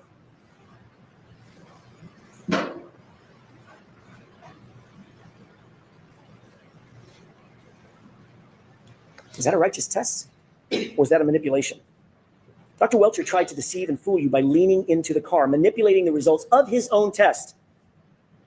When the truth was revealed by Dr. Rentschler, the Commonwealth spent the next hour cross-examining it about how that test was meaningless. It actually didn't mean anything. Well, that's convenient now that we realize that it was a manipulated test, and it actually does mean nothing. It didn't represent the theory of the Commonwealth's case. That's what was suggested. That test does not represent the theory of the Commonwealth's case. Really? Then why was Dr. Welcher playing dress-up in John O'Keefe's clothes, or identical clothes to John O'Keefe, when he was holding a glass? Why was he holding the glass right behind the vehicle? And why was he standing with his right arm oriented to the right rear taillight if he wasn't trying to recreate the circumstance that is the Commonwealth's entire theory? The Commonwealth stood up here with a straight face and told you they weren't trying to suggest that that's how John was hit by the car. Of course they were trying to suggest that's their theory of the case. They only abandoned it 2 days ago when it was revealed by our experts that it's physically impossible. And this is the thing, is the jury is probably also thinking the same thing. You know, they're bailing on this because it's been blown to hell. That silent witness, that science, that physics has become very pesky to the Commonwealth. Pesky is a good word. Because there was no collision. Dr. Welcher also told you under oath that there were no x-rays taken of John's arm. He tried to deceive you into believing that John's arm might have been broken. I don't know. I didn't see any x-rays, so I can't tell you what the damage was inside the arm. Really? The Commonwealth has had those x-rays in their possession for 3 years. And again, it took the defense to bring out the truth. The x-rays do not fit the Commonwealth's theory, so you weren't shown. And Dr. Welcher wasn't going to admit it. And my goodness, then we get to the sweatshirt. That was a moment. Mr. Brennan stood here in front of you and dramatically held up John's. They're writing their own curative here, is what they're doing. Sweatshirt, not just to the witness, but to you, and asked Dr. Wolf about it multiple times. Specifically, while it was in that plexiglass, asked Dr. Wolf about the multiple holes in the back of the sweatshirt. He interrupted Dr. Wolf, and Dr. Wolf started to look at the sweatshirt and say, and he said, how about here? Here's a hole, here's a hole, here's a hole, here's a hole. Dramatically tapping on that plexiglass. It was clear what the suggestion was, that the holes in the back of John's sweatshirt were from January 29th. That's the impression that was expected to be left with you. That's the impression that he wanted to leave with you. And that's false. The truth is, the Commonwealth created those holes. They aren't holes from road rash. They weren't like the ones in their case. made on January 29th. Those are cuttings from the Commonwealth's own crime lab, folks. That's what those holes are. And even with 3 prosecutors, all 3 of them, sitting right there in the room at the time, To call out, it had folks. to be the defense to correct that record, to bring out the truth. If we hadn't done that, what impression would you folks have been left with? That's more than negligence. That's dangerous. It's dangerous. I'm going to guess that Mr. Brennan's not going to say much about this, about the fraud that was attempted on you. And if he doesn't, that speaks louder than any concocted excuse that the Commonwealth might come up with. It's shameful. It's shameful. We are after the truth in this courtroom. You're entitled to it. Demand it. Why would the Commonwealth stoop to a stunt like that? It's desperation. They know what you now know, what their experts know. There was no collision. So now we've reached the final moments of the trial, and you've seen the facts and you've seen the evidence, and we've just talked about dozens and dozens and dozens of facts that are reasonable doubt. Each one of them are reasonable doubts. These facts, these note cards that you're looking at, piled high, one on top of another, literally stacks and stacks of them covering the table. As you mentally sift through those cards, realize that every one of them is a massive hole in the Commonwealth's case. Every single one of the note cards represents a hole in the Commonwealth's case. If you're holding mentally even one of those cards, you're holding reasonable doubt, folks. You're holding a not guilty verdict. Reasonable doubt is not a sliding scale. It's a wall. If the Commonwealth cannot get over every one of these dozens of walls, you have to acquit Karen Read. The truth is, Karen Read is not guilty. Not because of technicalities, but because the facts, the law, the science, the physics, the data, they all say so. They demand it. The Commonwealth does not have a theory about how John was hit by the car. They haven't even shown you that it's possible that he was hit by a car. And the reason they haven't is because it's not possible that he was hit by a car. There was no collision. Your job is not to do their job, their burden entirely. It's theirs. They have to prove this case and their theory beyond all reasonable doubt and to a moral certainty. And not only do they not have a theory, they can't prove one that doesn't exist. More importantly, the defense, although they have no obligation to disprove a theory, they can't disprove a theory that doesn't exist either. So all you need to know is that the Commonwealth failed. They failed to provide you with a truthful representation. They failed to prove the essence of their case, that John was even hit by a car to begin with. They failed to prove any intent on the part of Karen Read because she has none. They failed to investigate the actual suspects in this case. They failed to present the lead investigator to you. They failed to justify the perjured testimony that you heard discussed in this case. They failed to hold accountable an officer who came in here and lied to you and claimed false memories so she could do the right thing to cover for a fellow cop or cops. They failed to maintain a fair and unbiased and honest investigation. They failed to present you with the truth. And this is what you get. An investigation that's riddled with errors and omissions and a rush to judgment and conflicted and corrupted from the start. Every part of it. That is the literal definition of reasonable doubt. How can they ask you to be morally certain based on this evidence? It's a tragedy. When the government fails so completely, so catastrophically, when there are dozens and dozens of points of reasonable doubt on the table, your duty, your oath is clear. And the thing is this is the kind of argument you can rarely make because usually you're in the position of having to argue, thin doubts and so forth, not in the position of being able to be like righteously indignant. So it's rare that a defense lawyer gets to be pounding the righteous indignation card. Yeah. Your sworn obligation under the law is to acquit Karen Read. Not just because you can, because you must. Justice demands it. Do not let the Commonwealth get away with this. Don't let them get away with this. Do not endorse and sanction an investigation that is broken and corrupted top to bottom. But just as importantly, do not let Michael Proctor get away with it. And make no mistake about it, folks. If you convict Karen Read of anything, if you convict her of anything, science, the physics, the data, they lose. But tragically, Michael Proctor wins. Remember his texts. Something stinks. Yeah, but serious charges will be brought on the girl. She's fucked. Could you ever say to yourself, this is justice? The fact is there was no collision. A car did not kill John O'Keefe. So I ask you, let your voice be heard, not in whispers, but in truth. It's a good line. Let the community feel through your verdict that justice cannot be bent and that it will not be buried. Find Karen Read not guilty, not guilty, not guilty. Thank you. And a good solid end to it. I'm just going to say, I think that he's got the kind of speech that if you put it in a movie, people are kind of rolling their eyes going, that's, it's unbelievable, right? I think he did a really, really amazing job here. Really, really good. And I mean, I criticized him a bit in the beginning. By the end of it, I had no criticisms left. And I mean, this is the kind of question you can't really ask jurors, but the thing is ultimately it's like, how do you think you will sleep at night if you convict Karen Read?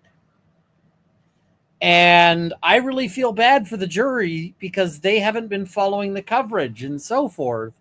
And there's a very real possibility that some juror, if the jury votes to convict on anything, they may walk out of there and later go, I regret it. I wish I hadn't. So I found this to be a very powerful speech. I found it to be the kind of speech you very rarely get to deliver as a defense lawyer. So yeah, let's race through some super chats here, and then we'll go to Brennan. Vomit Fountain, have a beverage to celebrate closing arguments. I am so glad that things are sort of wrapped in that sense, and I'm really hoping this is the last we see of this trial. I'm hoping we get an acquittal, and it's over, and it's done.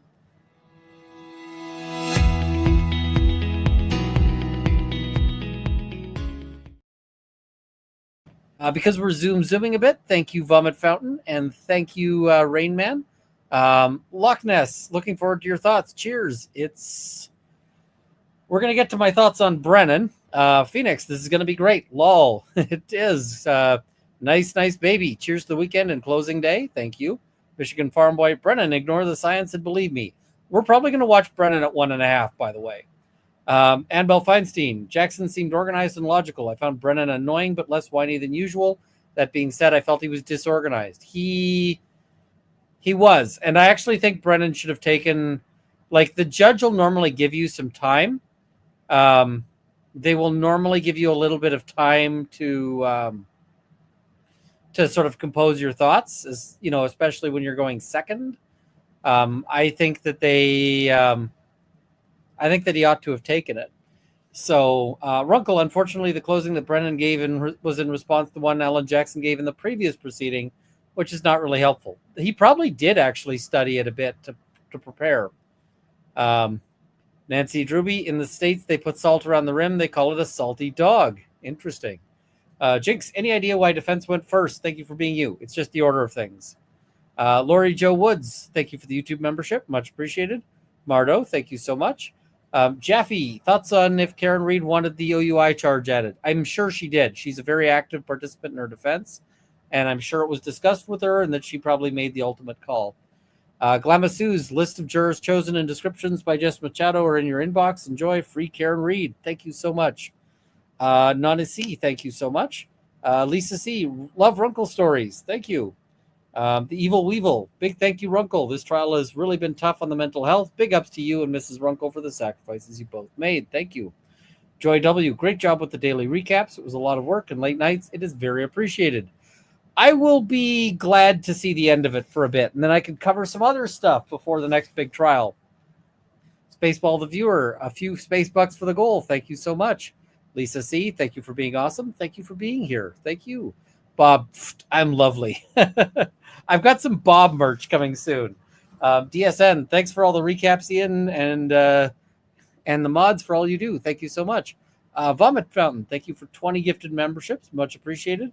Michigan Farm Boy, did the bear come back and check out the camera in the tree, or did a moose knock the tree over? I appreciate the recap. It just rained. Lauren Burt, thank you for the YouTube membership. Much appreciated. David Starbuck, Mr. Runkle, you should tell the Twitter folks to put possible in one hand and crap in the other, clap them together and see what they get. That might be messy because some of them might try it.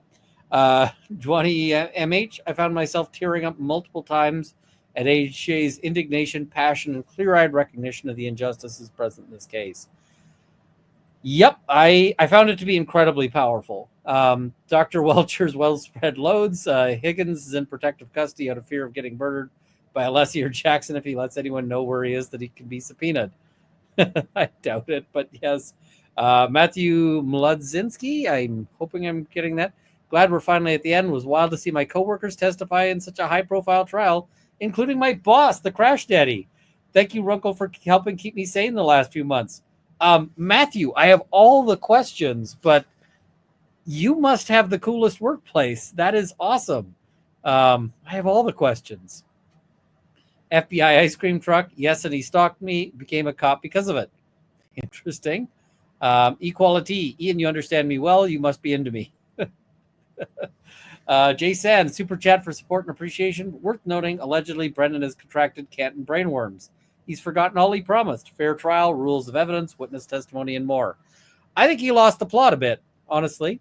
Dwani MH, I wish it had been appropriate for Jackson to say that the investigation also failed John O'Keefe and his family, too, because Brennan didn't. It's true. Astro John, peacocking. Yes, referring to the grab ass there. Greg says, this is what the boys used to do in middle school youth group to get a girl's attention. Didn't work then either. I feel like these guys never grew up out of that. Chloe S., texts plus a kiss is not equal to unchangeable interest or consent. Yep. Crystal, thank you for all of the coverage. I feel like Higgins talked her out of it. Brandy Rose, the butt dial trial part 2. Alan Jackson's closing was A+, agreed. If this case doesn't result in acquittal, I'm not sure my faith in our justice system will ever be restored. John O'Keefe deserves so much better than this, and so does Karen. I feel that there's a lot of people in that boat. Brussels Sprout, I want to know how drastically the views dropped on the live streams, TV broadcasts when people tuned out once Brennan started. I can tell you the fact that Brennan is coming seems to have dropped about 100 people out of the thing here. Lucy, thank you for 20 gifted memberships. Much appreciated. Rogue Botics, do you think there'll be any investigation into Judge Canone after there was a lot of fuckery accusing her of knowing the Alberts and all that pretrial stuff? No, she's going to escape. There's not going to be anything.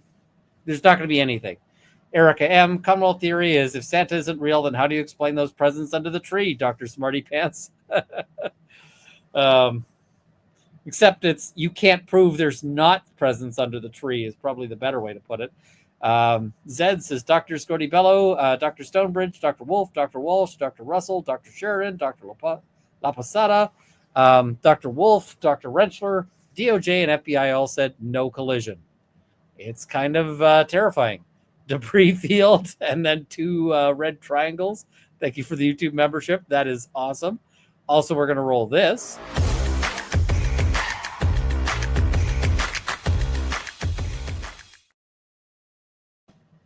Love that one. Thank you, Shay B, for the 50 gifted memberships.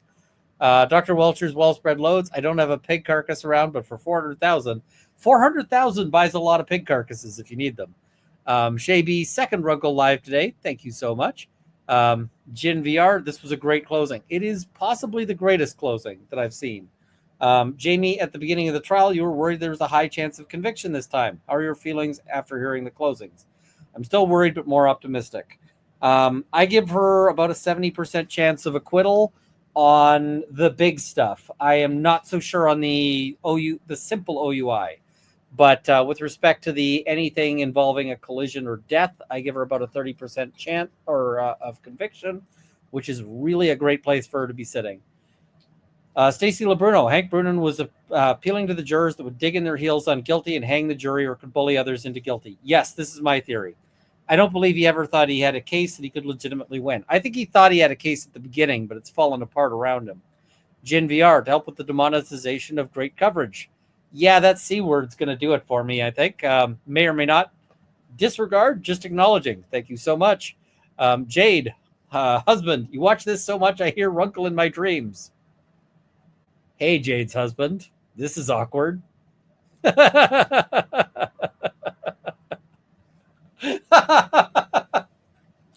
Yeah, I'm a bit of a bastard sometimes. Lola, the good dog.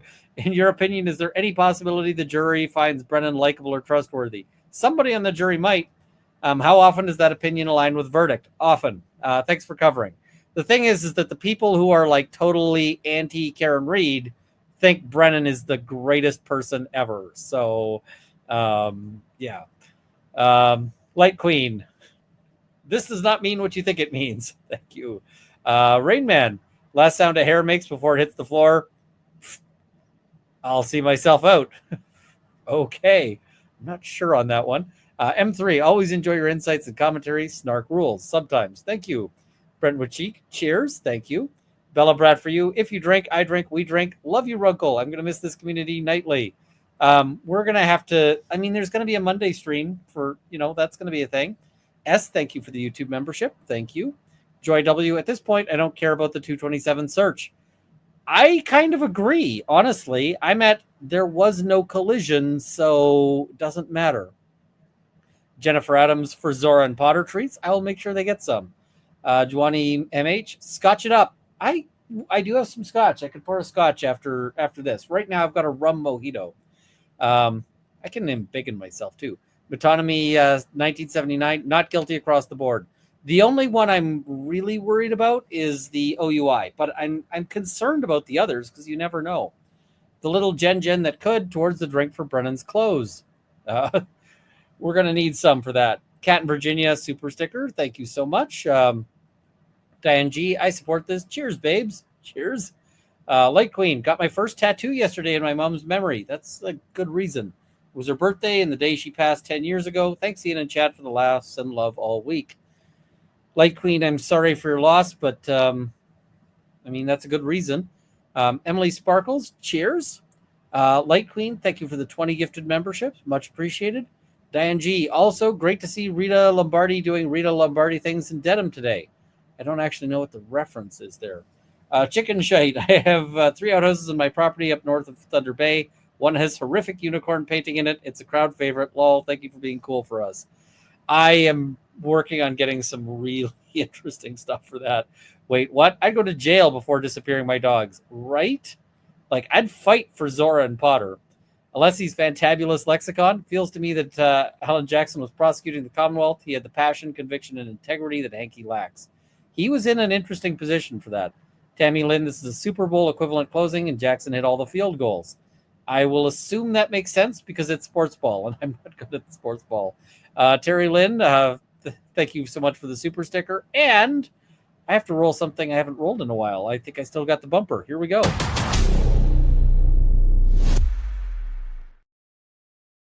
Vomit Fountain. I want to celebrate the news that my dad is officially cancer-free as of today.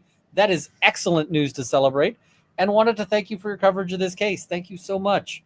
You, your guests, and chat have been informative and entertaining, and I've really appreciated it. I appreciate the heck out of you and everyone here. So thank you. Annabelle Feinstein, if all she gets is operating or driving under the influence alone, it's a victory. Absolutely. I can see her getting that, but nothing else. If that's what she walks away with, this will end up being the most expensive OUI thing ever. Make sure to acknowledge the video. Thank you. Matthew Mladzinski, I might be mispronouncing it. Shocked by JW's behavior on the stand, or Judd Welcher. As an expert, if the client's case sucks, tell them. Don't carry the bag for them on the stand. Absolutely. Absolutely. And I mean, I've had situations where I had a case where the Crown called an expert. They hired an expert as to as to my client's guilt, and the expert submitted a report to the Crown, which they then disclosed to me, that said client not guilty. And I was like, "We done?" And the Crown's like, "Yep, we're done." So that was it. That was the end of it. Cootie Pootie Tootie, thank you so much, and that's a great username. And Chadwick Canuck, Stony Plain, Alberta, Runkle, rock hard ground. Does that not depend on soil composition and length of sub-zero days plus moisture? I think we know. Yeah, frozen ground can actually be pretty soft. OUI is operating under while impaired. So in Canada, it's sort of OWI. But all right, let's go to Brennan. We get to watch Brennan's wrestling walk as he gets up to the stand here, or up to the podium. So, Thank you.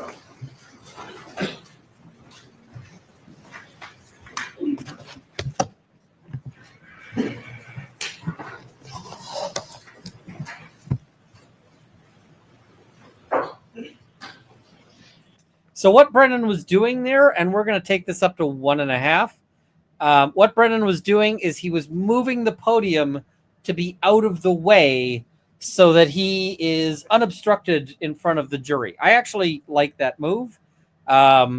He's just like, I don't want any barriers between me and the jury. So I like the move. John O'Keefe was 46 years old. 46 years old. He spent his life helping people. He's described as a good man, kind, generous, thoughtful. He was a Boston police officer. He worked to help the community. Everything you've heard about this man, he was a good man. He helped people. I mean, they're not going to call evidence to say that he sucks, right?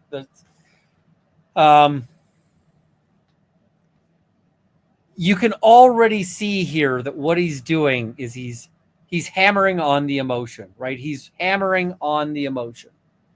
He's like, you need to convict because this is tragic. And the thing is just because it's tragic doesn't mean Karen Read is guilty. His niece and nephew had nobody. He took them in. He took them in. John O'Keefe seemed to be the type of person who would help anybody at any time. And on January 29th, 2022, John O'Keefe needed some help. He needed help from somebody else. You see, John O'Keefe had just been hit by Karen Read in front of 34 Fairview Road, and he lay on the ground dying, and he needed help. Someone to reach out a hand, someone to knock on a door, someone to make a phone call to 911, even anonymously. Not take responsibility, just to help. And there was only one person in this entire planet who could help him that morning, to give him a chance. Maybe it was a 33% chance if he met the Isaac Wolf of the world. No, that's not how math works. This is misleading, but anyway. But to give him a chance. And that one person who could help him that morning was this defendant right here, Karen Read. And she made a decision. In her Lexus with the shattered taillight, debris field all over the front yard, and John O'Keefe lying helpless like a child on the front yard. She made a choice. She didn't call 911. She didn't run to his aid. She didn't knock on a door. She made a decision about herself. In her Lexus, she drove away.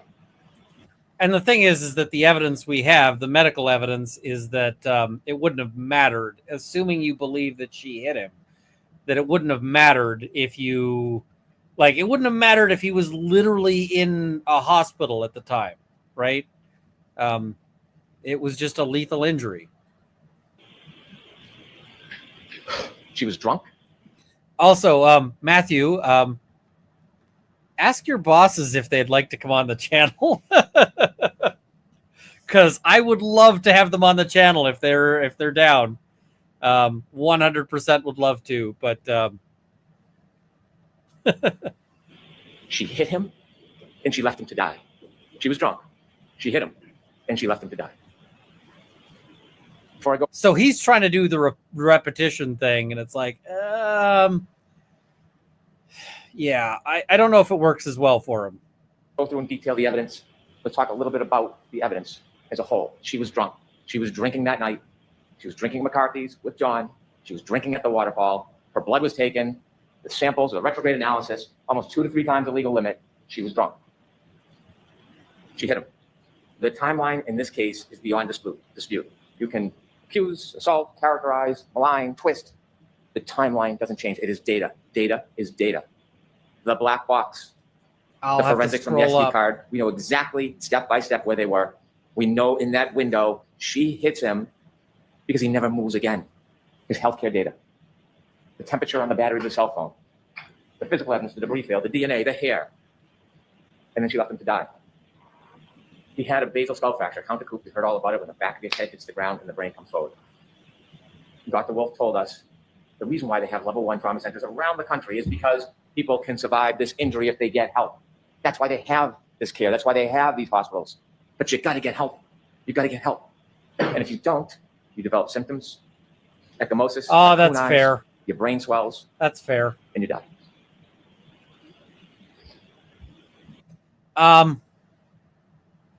You know what? I would love to talk to them even about not the case. Like wait 6 months and just talk about, hey, what's it like being an expert? And we won't talk about Karen Reed at all. So I'll make the pitch, but yeah, I'll give them some.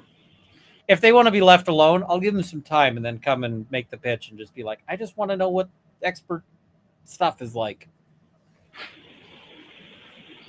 And that night was a recipe for disaster. But before we get to the drinking, in some ways, the fate of this night was sealed well before that night. Because also, ask them if they're willing to sell the glass cannon. Because if they're willing to sell the pneumatic glass cannon, I will buy the hell out of the pneumatic glass cannon. Like 100%. Because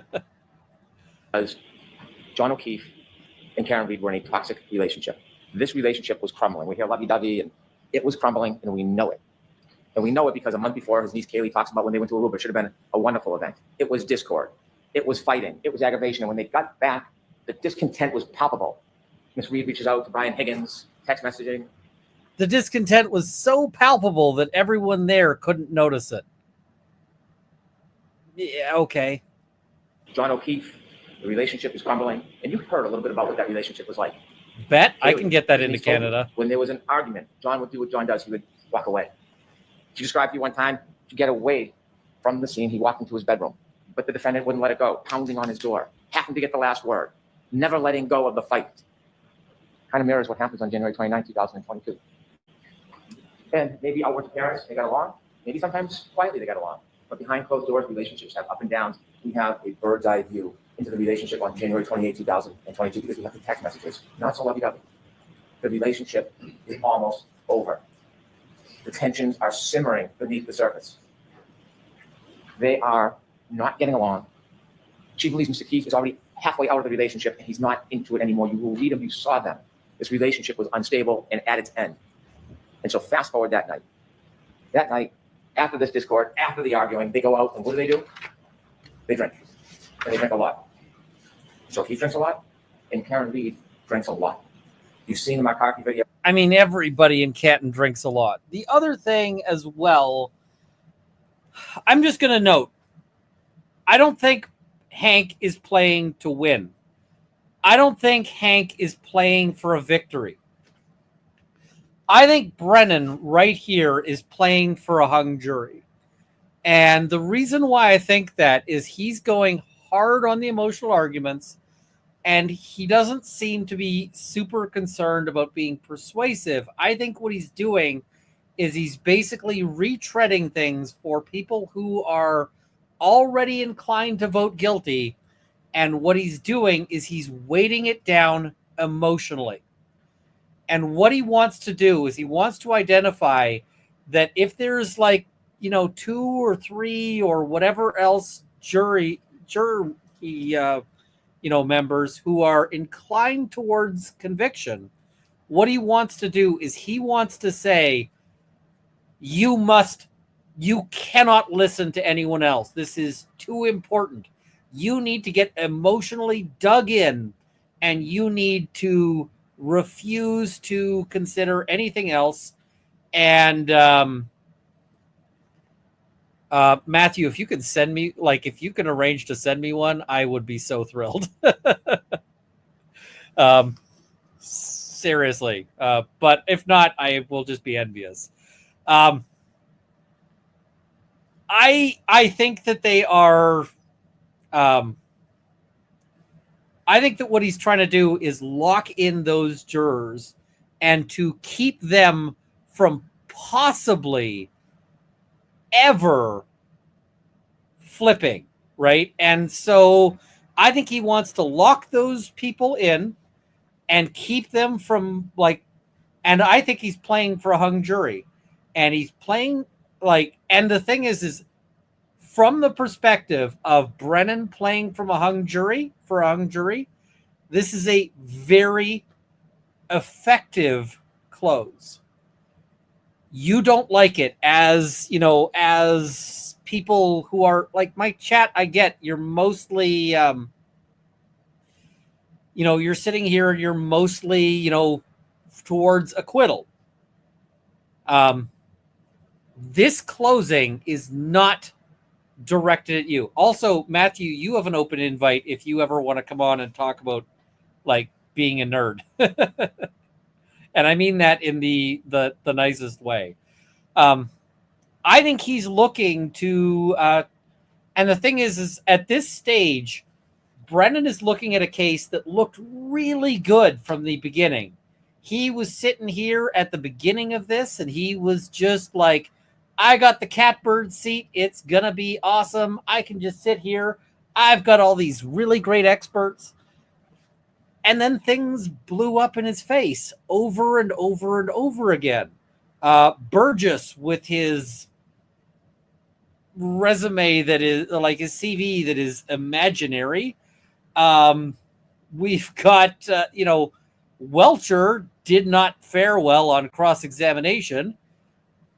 His case has been falling apart, and he has not been doing well with he needed to do well with the cross-examination of the ARCA folks, both of them, and especially Rentschler. Why especially Rentschler? Because Rentschler is the end. Rentschler's the last witness. And so he needs to have a big finish.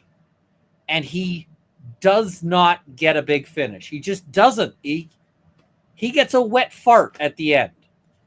And, then he's got to run to the bathroom and change his pants. But it's not helpful to him. He was hoping to have rebuttal witnesses, but his rebuttal witnesses have fallen apart. They can't bring back Welcher. Why can't they bring back Welcher? Because the x-rays is fatal to him. So the defense annihilated all of his ability to rebut, and he's just sitting there stuck with it. He doesn't want to be the lawyer who argued this case into an acquittal for Karen Reed. But that's the path he's on. But if he can lock in, if he can convince just one juror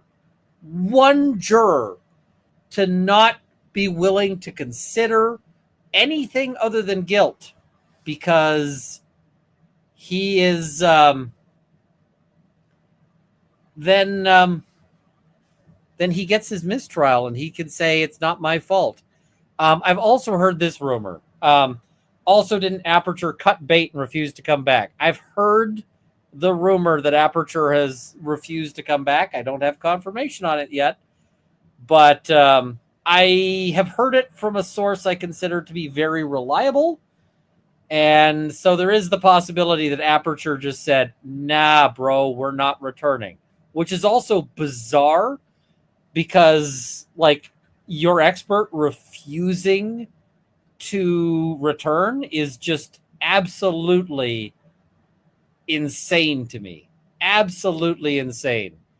Did you see Matthew confirmed that Kai had a good birthday and knows how much the internet wishes him a happy birthday? That is awesome. I'm glad. All right, let's carry on here. But a lot of people got upset at me when I said that I thought Brennan had a good close, with the caveat that I think he has a good close for what Brennan is trying to do here, what he's trying to accomplish. And I think what he's trying to accomplish is not the win. It's just to basically lock this up and to force a mistrial. And will they charge another? Will they do this again? I bet they will. I bet they will. So yeah. You can call it 6, 7, 8, whatever you want to call it. You can see the shots into the mixed drinks, more shots into mixed drinks. Count them yourself. Over a half dozen mixed drinks in just a few hours. Sober. And then at the waterfall. I also want to address this. Any competent supervisor would fire Shannon immediately, knowing he lied on his CV resume. I'm not firing him immediately if I'm his boss. I am not firing Burgess immediately if I'm his boss. What I'm doing is I'm pulling Burgess and I'm not giving him any more work. Burgess sits in a closet for another 3 months. And I wait 3 months for all of this to die down.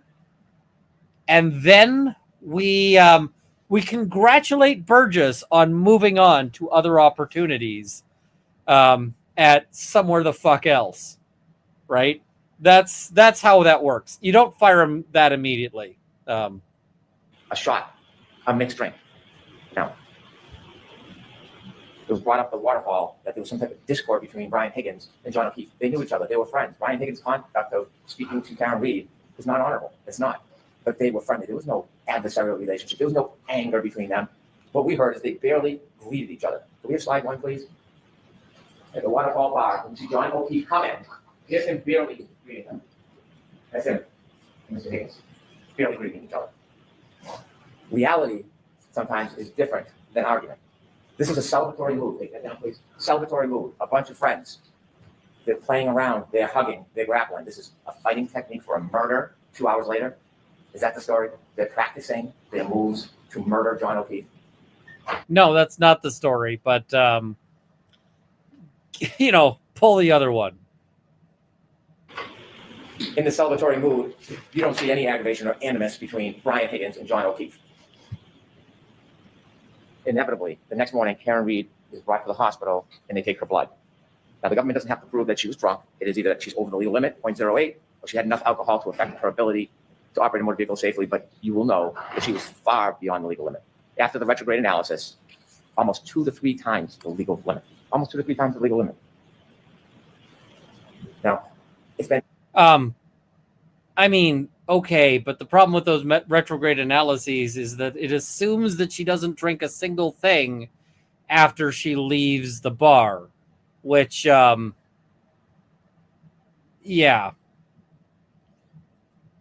Intimated, not promised that maybe she went home and started drinking after she got home.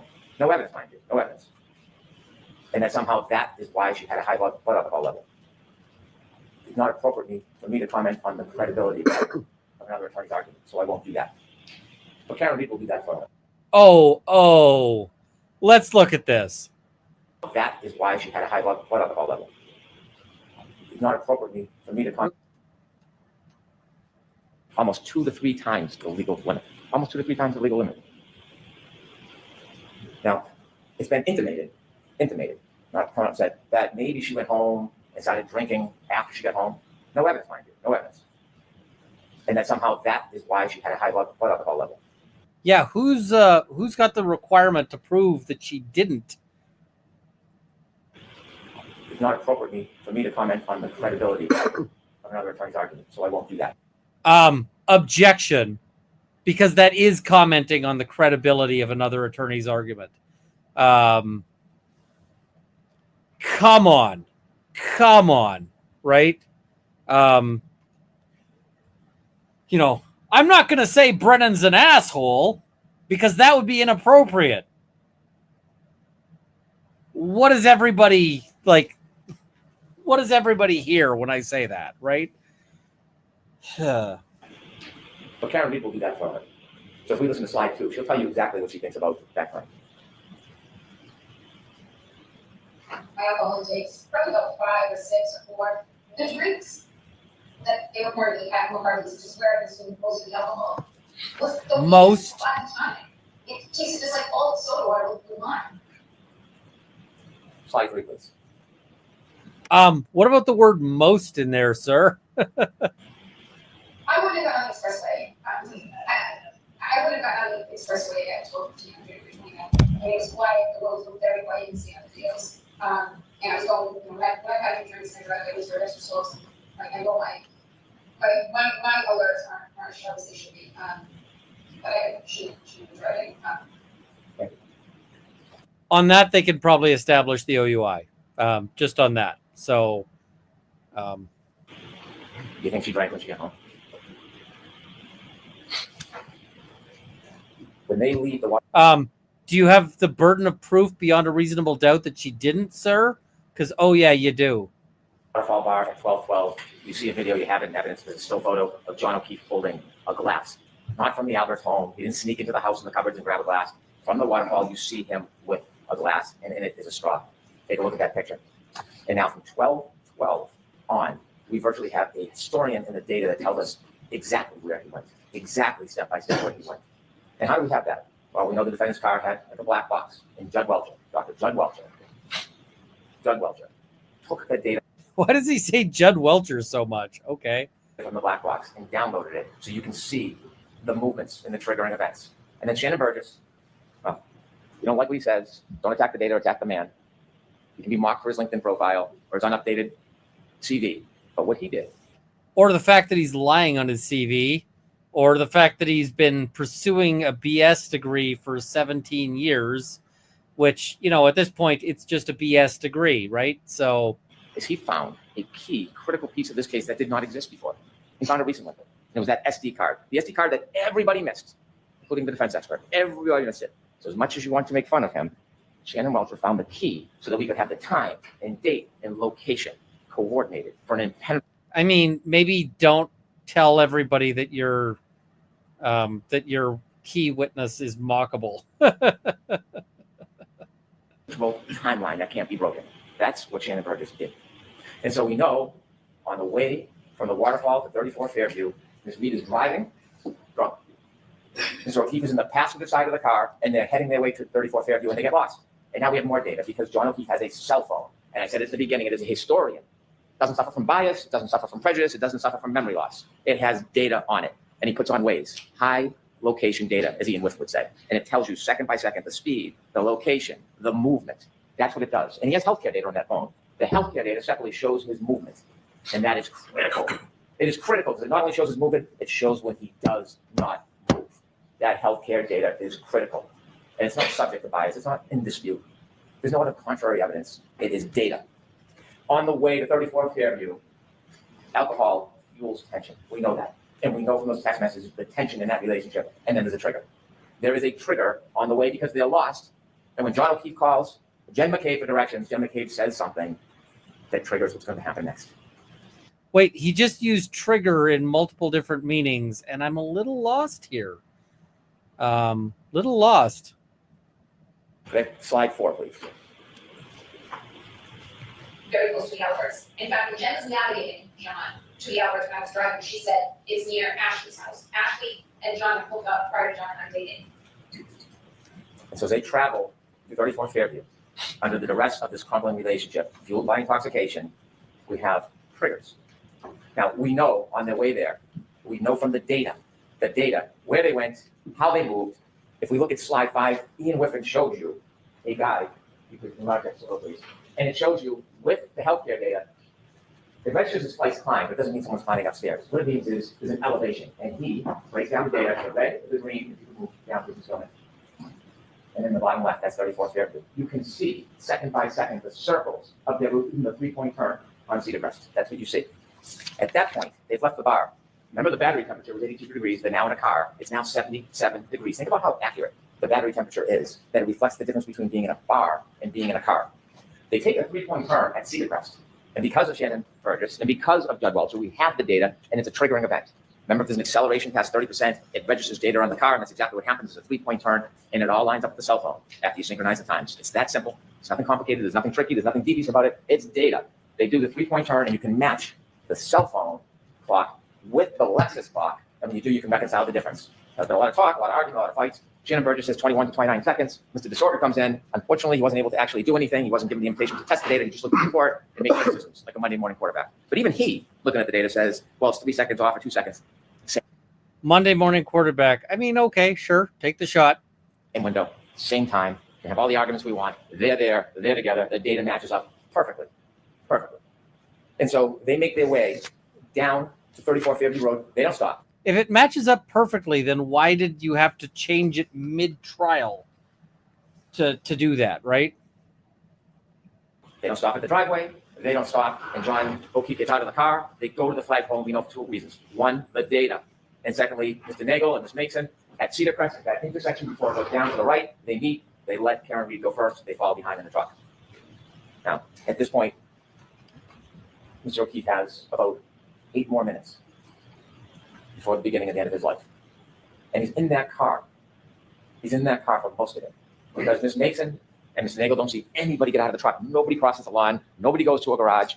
Not just because they didn't see it. They didn't. Not because they didn't see it. Because the healthcare data on the phone shows that John O'Keefe is not moving. The car is stopped at the flagpole. The healthcare data stops. The battery stays at 77 degrees. The data is the data. You can't change it as much as you want to. It's data. And they sit at that flagpole for minutes. It's 12, 24, 33 when they get there. They're there past 12:30. Remember, Ms. Mason, Ms. Nagel said they're there about 5 minutes and then they go. It's not exact, but about 5 minutes, they said. So there's about 2 minutes left for John O'Keefe. And what are they doing in those 2 minutes? What are the last 2 minutes of his life that he can remember that would be open to him? They're arguing. They're arguing. They're arguing. And we know they're arguing because Ms. Reed tells us through first responder Becker. She was sad. Remember, he sees her in the back of the ambulance and he's trying to calm her down? She was sad because her last moments were arguing. They're in an argument. That's why they're not going in the house. But John O'Keefe decides to get out of the car. And we know because the dome light goes on. That's what happens when you open a door. Whether he's bent down, he's standing outside, or on the other side, the dome light is on. And then you see the data. John O'Keefe begins to move. 12:31:56.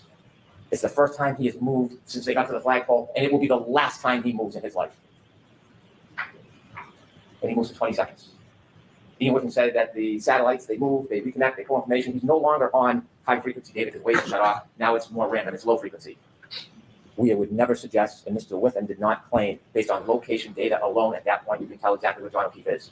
What he said is it was readings all night. The bullet is always near the flagpole. That doesn't mean he's always near the flagpole. He could have moved in the circle to come back. Location data is consistent with him never leaving the flagpole. But that in itself is not enough. But there's more. There is more. There is the healthcare data. There is the temperature of the cell phone battery. And so he moves for 20 seconds. It turns west. It does not say he walks to the house. That's not what the data says. It doesn't say that he goes straight line and he walks over to the door. In fact, could he even get to the door from 75 feet? Could he get there? Because when the investigator for the defense testified, he measures from the driveway. He never stopped at the driveway. He never measures from the flagpole. He never measures from the flagpole to the garage door. So this fantasy that somehow he walked in the garage, even though there's no evidence, there's no witness, there's no data. 20 seconds of his life, and he moves. And healthcare data registers his steps. It could be pacing. It could be a straight line. It could be shaking the phone. We don't know. We don't know. We don't know everything. It couldn't be shaking the phone. Like, come on. He's like, it could be shaking the phone. Or, okay, we're just making stuff up now. We don't know every little detail in every little second. We don't have to. That's not doubt. That's not reasonable doubt. We know for that. You don't know any little second. That's the problem. It's not that you don't know every little second. It's that you don't know any of the seconds. 20 seconds. He's moving. And in that 20-second window, when he moves, he has his phone. He looks down. 12:32:09. He sees a text message from his friend, Jenna Kate. And he looks at the text message, and he closes it. And then it happens. We know from the uncontroverted data from that black box, we know that Karen Reed, after he gets out of the car, drives away. She drives for at least 33 feet away from him. He's back near the flagpole. She's gone. It's over. Whatever argument is over. Whatever anger and flame has been dispassion, she's moved on. He's separate from her. He's safe. And then she makes a decision. That's what this case is about. Then she makes a decision. She could have driven home. She could have broken up with him. They could have talked about it the next day. But like knocking on the door, like Kaylee said, getting the last word, she doesn't drive away. She takes that 6,000-pound Lexus and she makes a decision. And the decision is that she steps on the gas after banging it into reverse. Before we talk about what happens next, I want to talk to you a little bit about the charges in this case. And I hate to digress, but it's important so we really understand what we're talking about. I'm just going to say now is not a good time to now is not a good time to start digressing. And I mean, I am the master of digressions, but this is your close. You should be following a track. Well, here, I have no authority to talk about the law in this case. The Honorable Judge Canoni will do that. But I want to talk to you a little bit about the charges.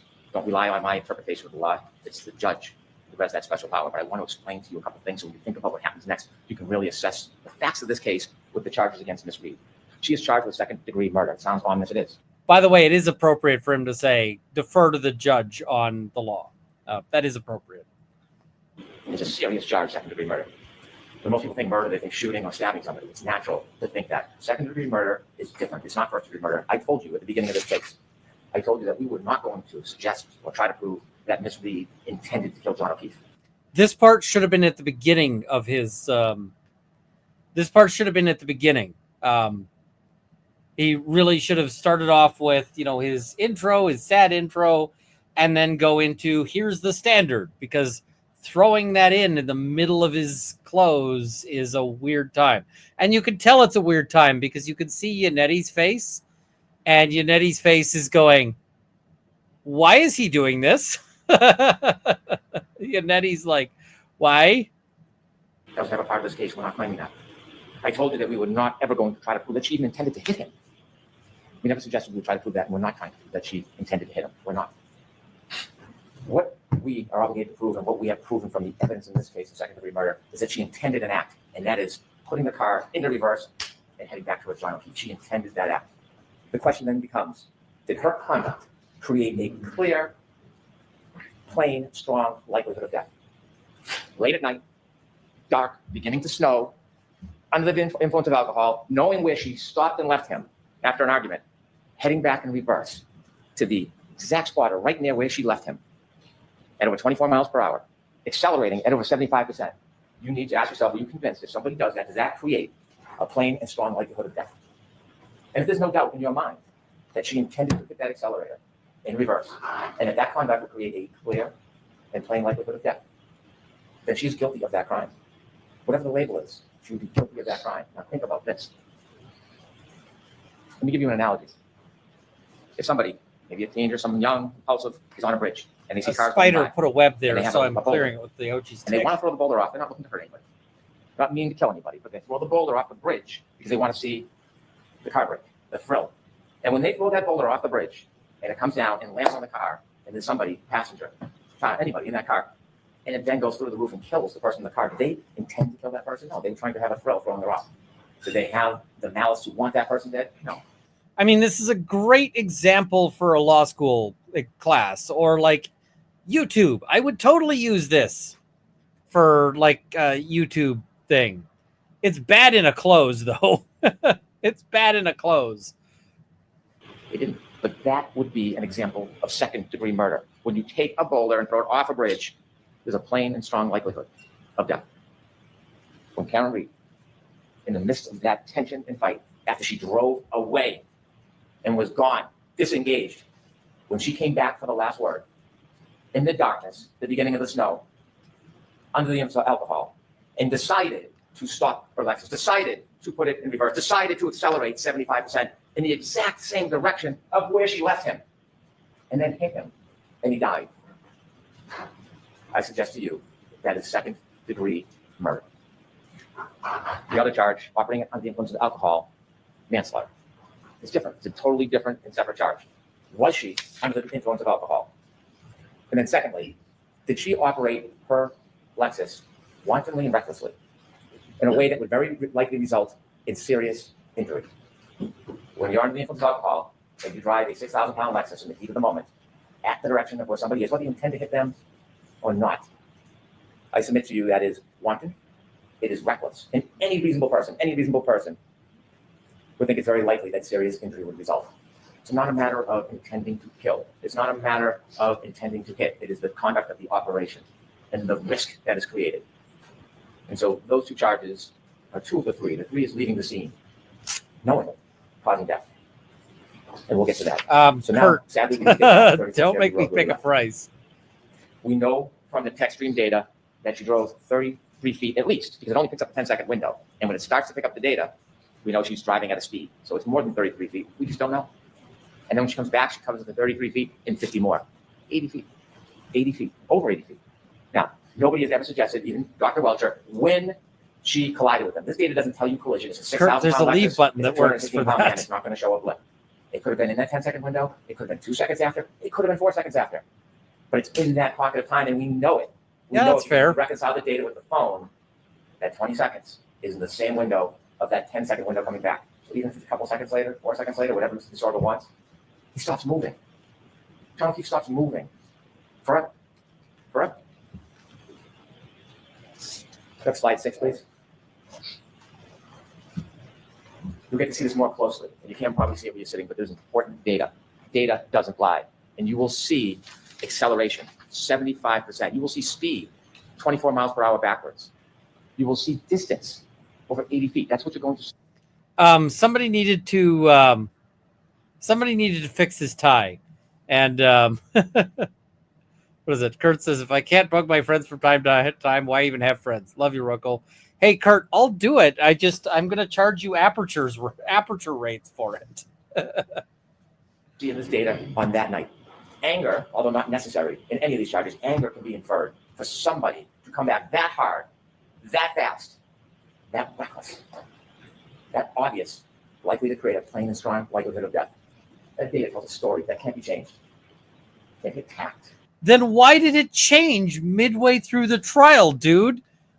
Like, the data tells a story that can't be changed, except when it becomes convenient halfway through this proceeding.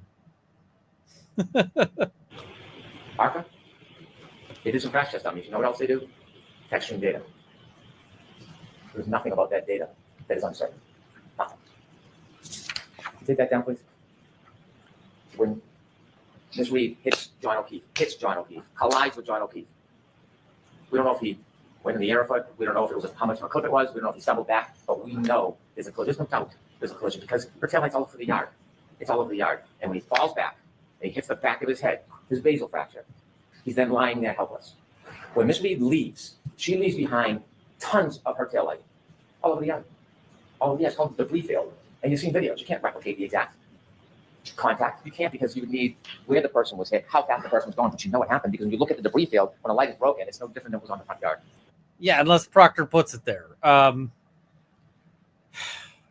Yeah. It's no different. She leaves him behind. She leaves her taillight behind. She goes home. And on her way home, you know she's still angry. You know she's still angry because she starts leaving him voicemails. Slide 7, please. Healthcare starts at 12:31:56. 12:32:04 to 12:32:12 is the data which is adjusted and you reconcile the cost of the Lexus. 12:32:09 is when Mr. O'Keefe closes his phone after looking at Jen McCabe's text. 12:32:16 is his last steps. Because the sorting says that red range should move a little bit 2 or 3 seconds, they can move it 4 seconds, 5 seconds. It doesn't matter. It's all in the same window. It doesn't change. We have slide 10, please. Can you play that, please?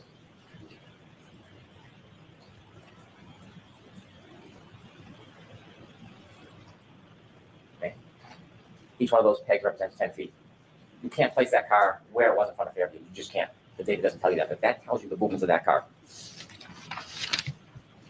Now, as John O'Keefe sadly lays on the ground, abandoned, you're going to have to ask yourself a question for charge number 3, leaving scene, knowing somebody was injured and then died. You're going to have to ask yourself, is there evidence that Miss Lee knew that she'd hit him? Don't need to prove it for murder too. Don't need to prove it for OUI manslaughter. But for the third charge, Commonwealth has to prove beyond reasonable doubt she knew she hit him. We weren't there, but there was an eyewitness. There was a guide. And that eyewitness tells us that she knew. And that eyewitness is Karen Reed herself. She tells you that she knew. The best argument, the best thing he's got here is is Karen Reed's statements. That's really all he's got. So yeah. We have slide 8, please. Could I have hit him? Did I hit him? I don't know what that could have been. It was howling wind. I had YouTube acting on the stereo, and I thought that he somehow tried to flag me down, which was the reaction. I was hoping to garner as I slowly pulled away from the house. Did he come out and maybe trip or bend over another cell phone and I bent over his foot and then passed out drunk? I mean, I didn't think I hit him, but could I have clipped him?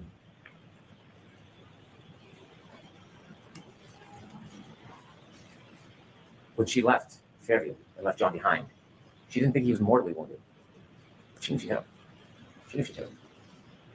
And so when she made her way back home, not only did she leave debris field all over the front lawn, but she took evidence with her too.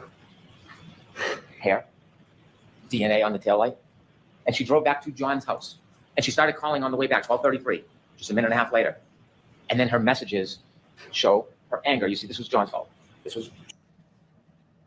I mean, none of the messages she left says anything along the lines of "I hit." Because the thing is if she hit the guy and then was like, you know, and then was sitting there going, well, I'm mad at you. Wouldn't he, wouldn't she say something like, I'm glad I smoked you with the car or something, or, oh, are you not calling me back just because I tapped you with the car? None of the messages suggest that she thinks she hit him. All of the messages suggest that she thinks he's balls deep into whom it may concern. That's what she's calling about, right? And you don't think you hit somebody if you're calling and being like, get out of that other girl and get home. John's fault. And her phone calls tell you about the tone and the destruction of that relationship. 53 phone calls that night. 53 phone calls. Not one to 911. Not one to Jen McKay, please go outside and try to help. Not one to a hospital. Not one to anybody but him. 53 calls. Slide 12, please.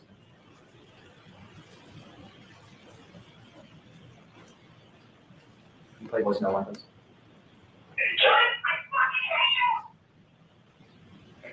The calls keep coming. Cell phone temperature, 72 degrees. He's been outside now, not moving, on that cold, hard ground with his cell phone under him. The warmth of his body.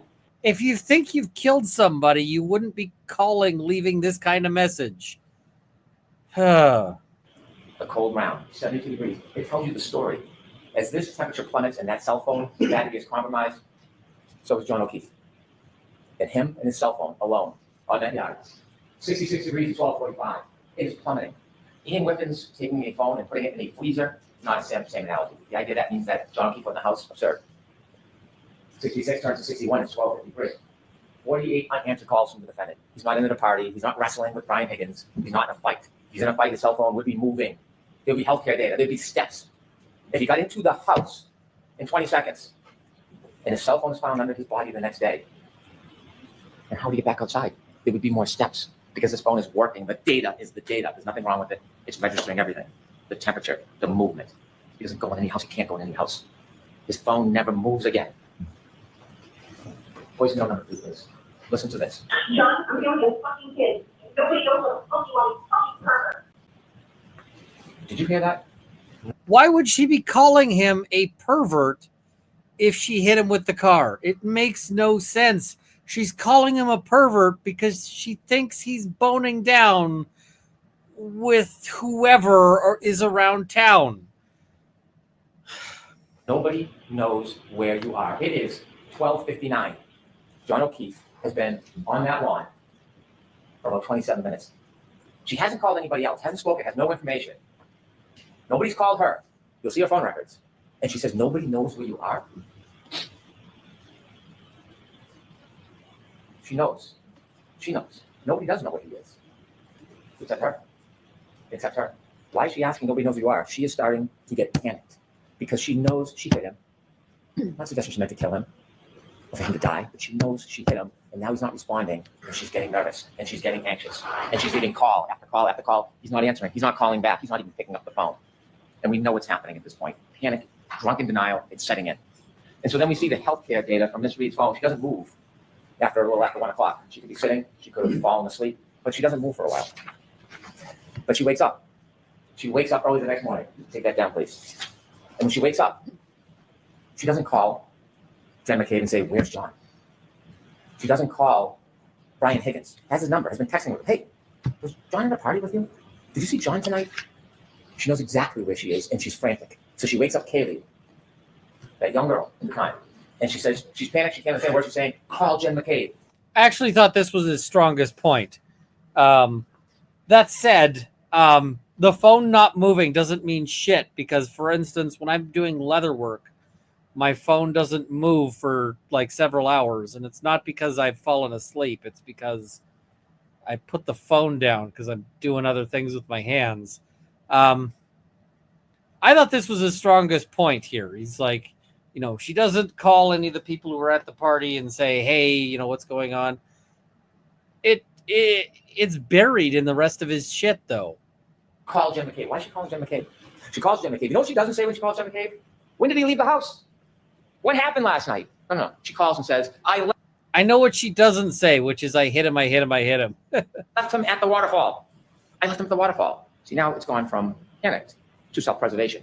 I left him at the waterfall. And Jen says, "Left him at the waterfall? I saw you in front of the house." Click. Hangs up. Hangs up. So then she calls someone that she doesn't know very well. She calls Carrie Roberts. But now she has to pivot because someone has seen her in the exact spot that John will be found.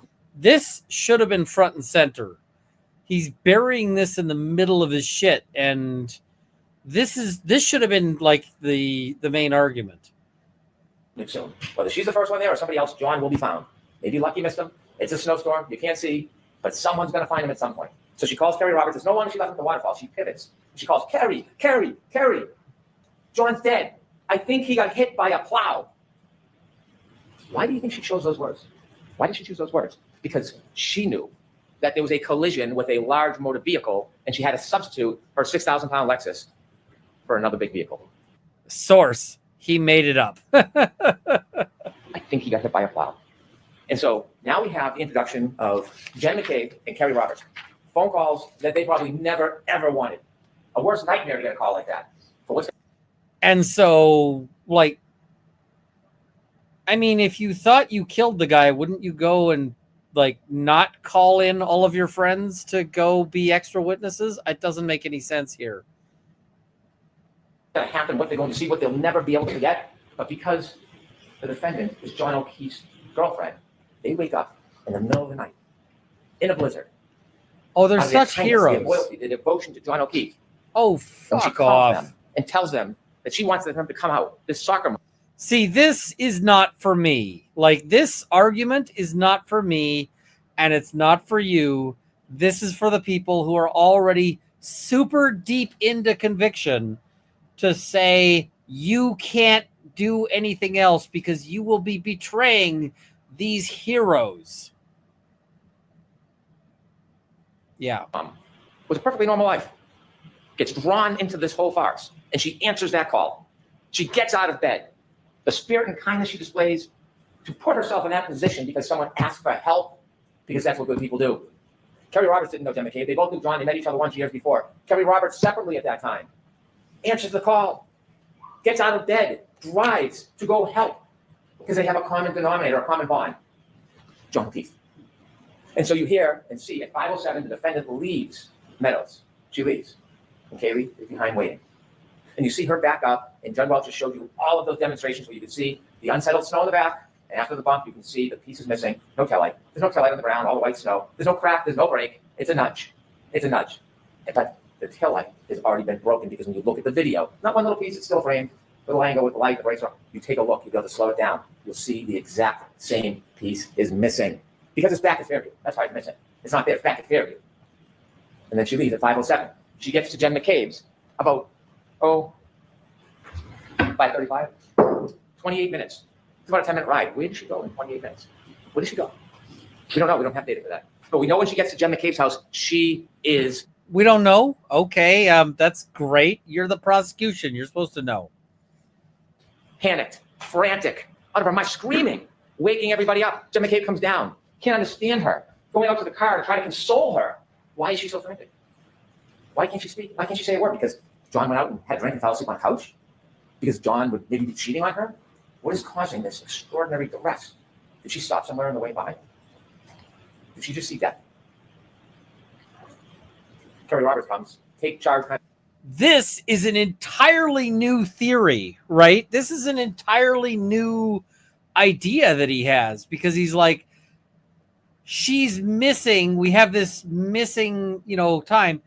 Did she just see death? And I'm like, did you just invent a theory that in this time frame she went and found John O'Keefe and somehow didn't leave footprints in the snow, or didn't, fuck off. If you're having to invent new parts of your theory now, just pick yourself up and your case and throw them both in the trash. Person. She pulls him behind. She sees the broken taillight in Jen McCabe's driveway, and she decides she's going to commandeer this. We're going to the back to Meadows. You're going to follow me. Leave the car. I'll drive. At this point, Jen and Kerry don't know each other. They only met once. And they go back to Meadows. They obviously don't find John because he's back at 34 Fairview. And then they start their way towards 30. By the way, if you have to come up with a new theory, at this point in the case, you should lose. That should be the end of it. 34 Fairview. They start driving towards 34 Fairview, and they're looking. And you heard from Kerry Roberts, Jen McCabe, they're looking out the window. They can't see a thing. The snow, the blizzard, the weather, the darkness, they can't see anything. And they're driving and driving, and they decide they're going back to 34 Fairview. And this is remarkable. This is remarkable. When they start their way past. Oh, I'm remarking. Fairview, they get close.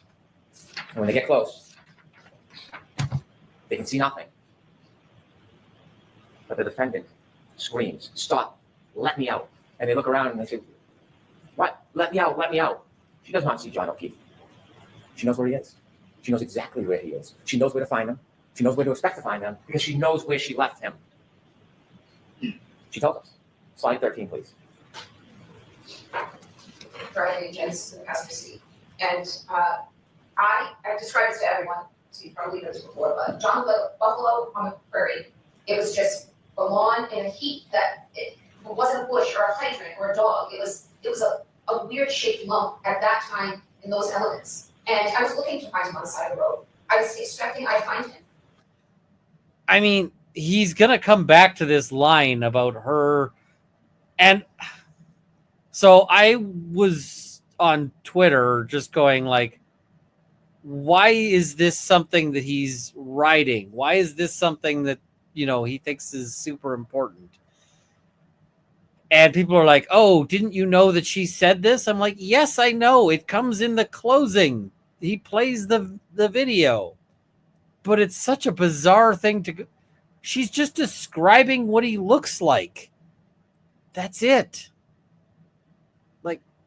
Oh, okay. This is your best argument? All right. Thank you. A weird shaped lump in a blizzard, and you equate that to John O'Keefe.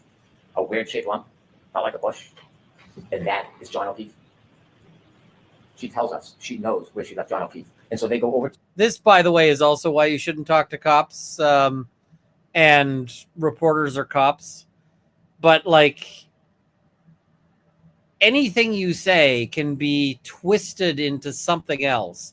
And that's what he's doing. He's twisting this, and it's kind of gross. To Mr. O'Keefe, Kerry, and Karen. And she's upset, there's no doubt. I am not for a second trying to deprive her of the unrest and the trauma that is happening at this scene. Doesn't change what happened before, but I appreciate the trauma. And they're trying to help him. Guess what happens when they first move him around 603, 604? Ian with him, data. The cell phone battery gets the cool air, presses on the battery, the cell phone battery drops. Healthcare data, he has not moved since that 22nd, hasn't moved. They start shaking him, you're going to see, when you look at the records, that healthcare data starts to move. He's been there all night. All night. Nobody else. Her. And so when they try to help him, she says something that is remarkable. She says, there's a piece of glass stuck in his nose. And she plucks it out. And she says when she plucks it out, blood spurts out. We'll talk about that in a couple minutes. Remember that. Piece of glass, pulls it out, blood spurts out. That's what she says. As they try to help John, Jen is calling 911. They would like you to believe there's a conspiracy. That the glass that's found in Mr. O'Keefe's body is somehow from inside the Albert house. The glass, well, you will hear in the clips, if we don't play it, you'll have all the clips with you. She talks about the fact that he took her glass. He took the glass. She says it. So the Albert house, they don't need to get the glass. He already has the glass with the straw that's later found on the street, by the way. That's what happens on an impact. Things move. The glass comes with him, lands near his body. Debris field moves past him. Shoe, hat, straw. Jen McKay makes a call to her sister, and they say because it registers 29 seconds, a cell right record is not the same as a call detail record. There's no evidence it was a conversation. No lights go on. There's no conspiracy. You can call somebody. It can ring. It can go to voicemail. They have no evidence, none, that there's a conversation between Jen McKay. The person was ripped out of her sleep to come help, and her sister for some grand conspiracy. And so what happens next is traumatic. Kerry Roberts and Jen McKay see their best friend prone, lifeless, frozen, on the ground. And they're living this torment because somebody brought them into this. When they're trying to help John, there is not one suggestion from anybody that John ever went into that house. There's no reason to go into that house because John was never in the house. Not one time has anybody said, what time did he leave?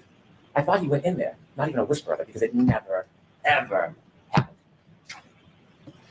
When they find their friend John, he's not 20 feet off the side of the road like Mr. Rentschler or Mr. Wolf thinks. He's right there by the side of the road, close by the curb. Could we have slide 14, please? If we have to. See, there's Kerry Roberts' vehicle. And then on the left, you can see where they're working. Oh, yeah, that's not 20 feet. That is a cliff, a stumble, and a fall. Remember when Doug fell, there wasn't snow. It was just the beginning of dusting. It was the cold, hard ground. Remember what Dr. Isaac Wolf told us about cold, hard ground? Causes this type of injury all the time. All the time. If we could go to slide 16, please. Remember the glass in the nose? The glass in the nose. See on the bottom left, that's where the Canton Police Department found the glass. And he took from the car, from the waterfall. And then exhibit 195, matching glass. On February 3rd, the matching piece of glass was found on the street. The matching piece of glass, the glass that was found with Mr. O'Keefe, was found on the street. He didn't fall back 8-10 feet from the road. It broke, and then it shattered and went to the street. I would suggest to you it broke at the time of the collision, and he carried the glass with him, leaving the evidence behind, a trail to memorialize what happened to him that night. Remember the straw I asked you to take a look at that picture, leaving the waterfall at 1212, the black straw in the drink on the street. Collision, glass, nose, straw, back with his head. You play the clip on the left, please. 59. So when John got out of the car at Brian Albert's house, he took my full. 169, please. So John's laying there, left and his right, and I approached John from the left. That's where the street is. And he had a piece of glass, like perched on his nose, like just wedged like a splinter would be. And it just pulled it. And as soon as I pulled it, it just gushed blood down his face. Thank you. 911's called by Jen McKay. She's not hiding from anybody. She's trying to help. She's bringing attention to the situation. And when 911 comes, we have first responders. These people are. So basically, his argument is that has to be a lie. Okay. Heroes. Some of them, you heard from some of them, they were born to help people. That's what their life is about. The detail on all their mechanics. Getting to work 2 hours early to know the blizzard so that you're there on time so you can help people.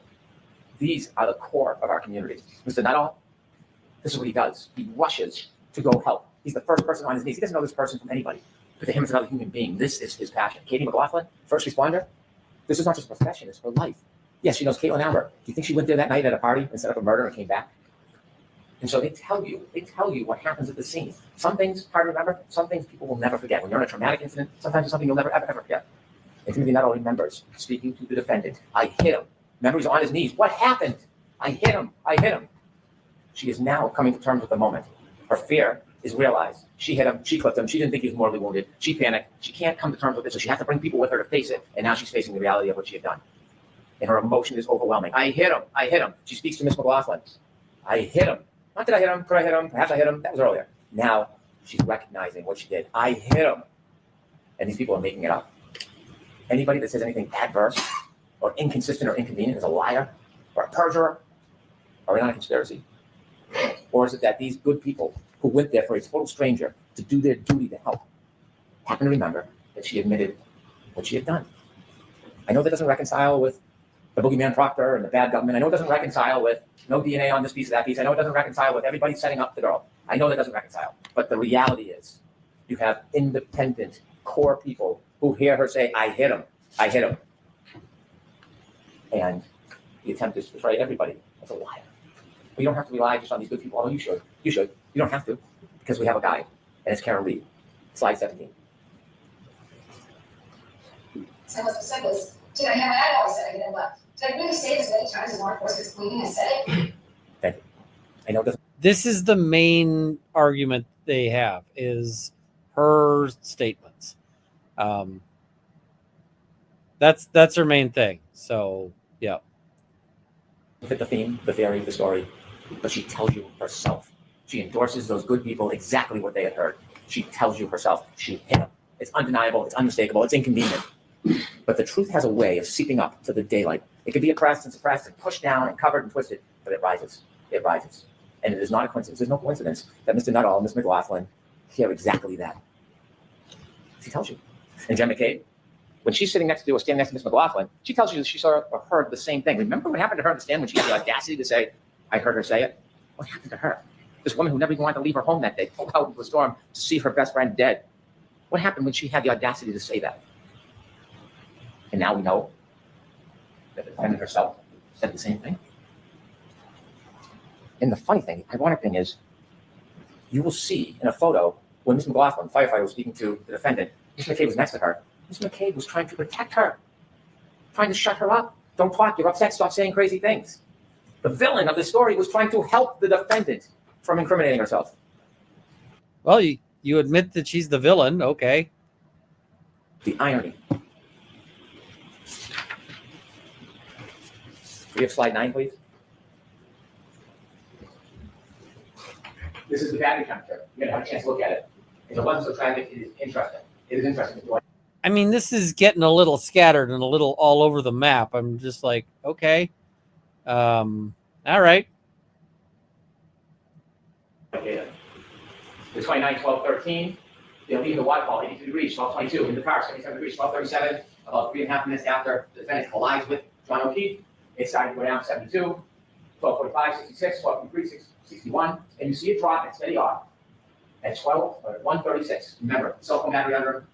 John O'Keefe, either struggling for life or he's passed. And the blood's still warm either way under him. Doesn't move again until 6:06. It drops down 7 degrees because the women are pulling on him. The cold air is hitting the battery. What happens at 6:15? You're going to see the video. You've seen it. Still photos. Kerry Roberts goes over, takes up the phone. Not only does she pick up the phone, she puts it in her pocket, and then 20 minutes later, the next meeting, the temperature rises. That's not convenient. That's not coincidence. That's fact. That's data. And then the phone is passed, but the warm environment, and it raises up. 6:15. How can someone conspire to pick up a phone on the side of the yard under Mr. O'Keefe's body at 6:15 and know the battery temperature was then going to rise? Not only did the battery temperature rise, when you look at the healthcare data, at 6:15 when she picks up the phone, you know what happens to the healthcare data, right? It starts to move. It's data. It's data. It's data. Data isn't magic. It's, yeah. So, while they're going through this duress, the defendant asked Jen McCabe for yet another favor. Look up hypothermia. Find out how long it takes for someone to die in a cold. And there's Ms. McCabe in her winter jacket, soccer mom, trying to help. She has MS. Her hands aren't working. She's trying to type in what's happening during that time. It's a frantic scene. She tells you that the defendant then wants to run back to the ambulance, so she goes with her, never finishes or completes the input. And then she tries it again. At 6:23, at 6:24. That's what this woman did that night, that morning. Not only for her friend, for her. For her. That's what she did. And what happens to her after? Because the timestamp, when you open the timestamp, it's at the time it's open, and she's in bed at 2:27 looking up Hawkmark Sports because she is so interested in the kids' sports, and that timestamp stays open. And she goes to that tab the next morning when she puts in how long to die in cold. And that's being portrayed that she's in a conspiracy. She gets vilified as a murderer, a soccer mom who came to help. Like this is again more appeal to emotion, right? It's just, yeah. Took Ian Whiffen 5 minutes to show you a live demonstration on how simple that works. That she's not deleting anything. Jessica Hyde told you it's automatic deletions all the time. You usually can't delete that information. That's not a click and swipe like the good Dr. Wolfram Harker knows how to do. This can't be erased. But they still. And he sounds so petty sometimes. They'll hold on to this as they argue to you and all the injustices that have been done. They tell you, they want you to believe, or take a flyer on the fact that she looked up how long to die in the cold at 227. It is an absolute contrary to the science. There's no basis to support it, but they stand here in front of you. Why? Because every time they say something like that, you look the other way. Don't look at her. Look the other way. 227, look the other way. Don't look at what she did. Former Trooper Proctor, look the other way. Don't look at her. Every time they make those, oh, she got the glass from inside the Albert, maybe in the basement. Look the other way. Don't look the other way. Look at the facts. Look at the data. And it all leads to one person. There's no grand conspiracy. It leads to one person, the defendant. And it's not just the data and facts. It's her herself. Let's talk about Mr. Proctor. You were invoked with this emotion early in the opening that this is a cancer. That's a tough word. Trying to evoke that primal reaction we discussed. Oh, dude. You do not. Come on. Okay. I'm not saying you shouldn't be disgusted by the text messages. You should. I'm sure they're not defensible. I don't stand here and defend impropriety. I don't. But that doesn't change the physical evidence, the scientific evidence, and the data. He was terminated. He paid a penalty. He was held responsible for what he did. He should have been. He should have been. But that doesn't get a free pass. That doesn't change the facts. It doesn't change the physical evidence. It doesn't change the science. It's unfortunate. It's distasteful. It's dishonorable. Remember, Trooper Lieutenant was asked, was the investigation with honor and integrity? And he said it was. Was Trooper Proctor's effort honor and integrity? And he said it was integrity. But he never said honor. That's a man of honor. Military service, dedicated to his country, highest level of clearances. Yeah, he was also trying to, like, wash his balls. So, come on. To the President of the United States, now a state trooper, he would not say that Trooper Proctor was honorable. Because he wasn't. He wasn't. But that does not change. It doesn't create a conspiracy. Doesn't invent a dog. It doesn't make somebody in a house something they're not. It just doesn't. When you read those text messages, they're hard to look at. It's unfair. It's unfair. And if there's a penalty more than being fired, well, maybe that penalty would be deserved. But it has nothing to do with the justice in this case. It just doesn't. There's not one piece of evidence, not one, that we can look at and say, this was tampered with. This was planted. This was distorted. Remember when we introduced the taillights at the beginning? I didn't introduce the taillights, but then the defense did, so I put them in. Those were taillights that were only found by Trooper Proctor. I did not put that evidence in. Understanding. Wait, so you understand that Proctor is so toxic that you can't put in any evidence that he touched? Is that your argument?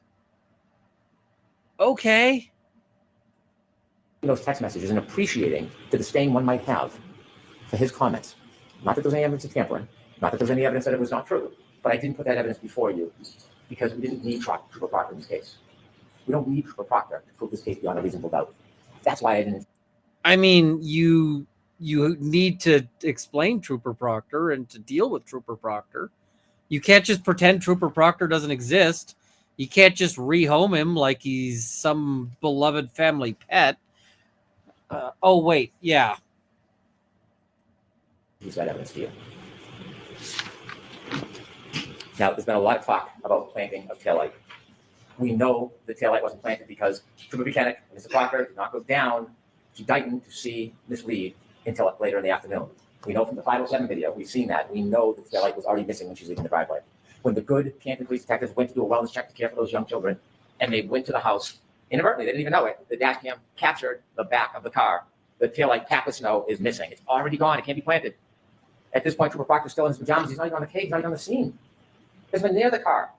And in the Dighton videos themselves, when you close, you take it in an angle and it moves, but if you get the right angle, you can see it's missing. It's gone. When you get the right angle, and if you don't like selectively pick one single frame, you can see that it's not missing. We have slide 18, please. 507. You can play any angle you want. If you look at this angle, it's gone. You don't plan. It's already gone. You know where it is? 34 Fairview Road, on the refield. January 29th, 2022, Waterville House, 823. Look at the right-hand side. Look at the left-hand side. It's packed with snow.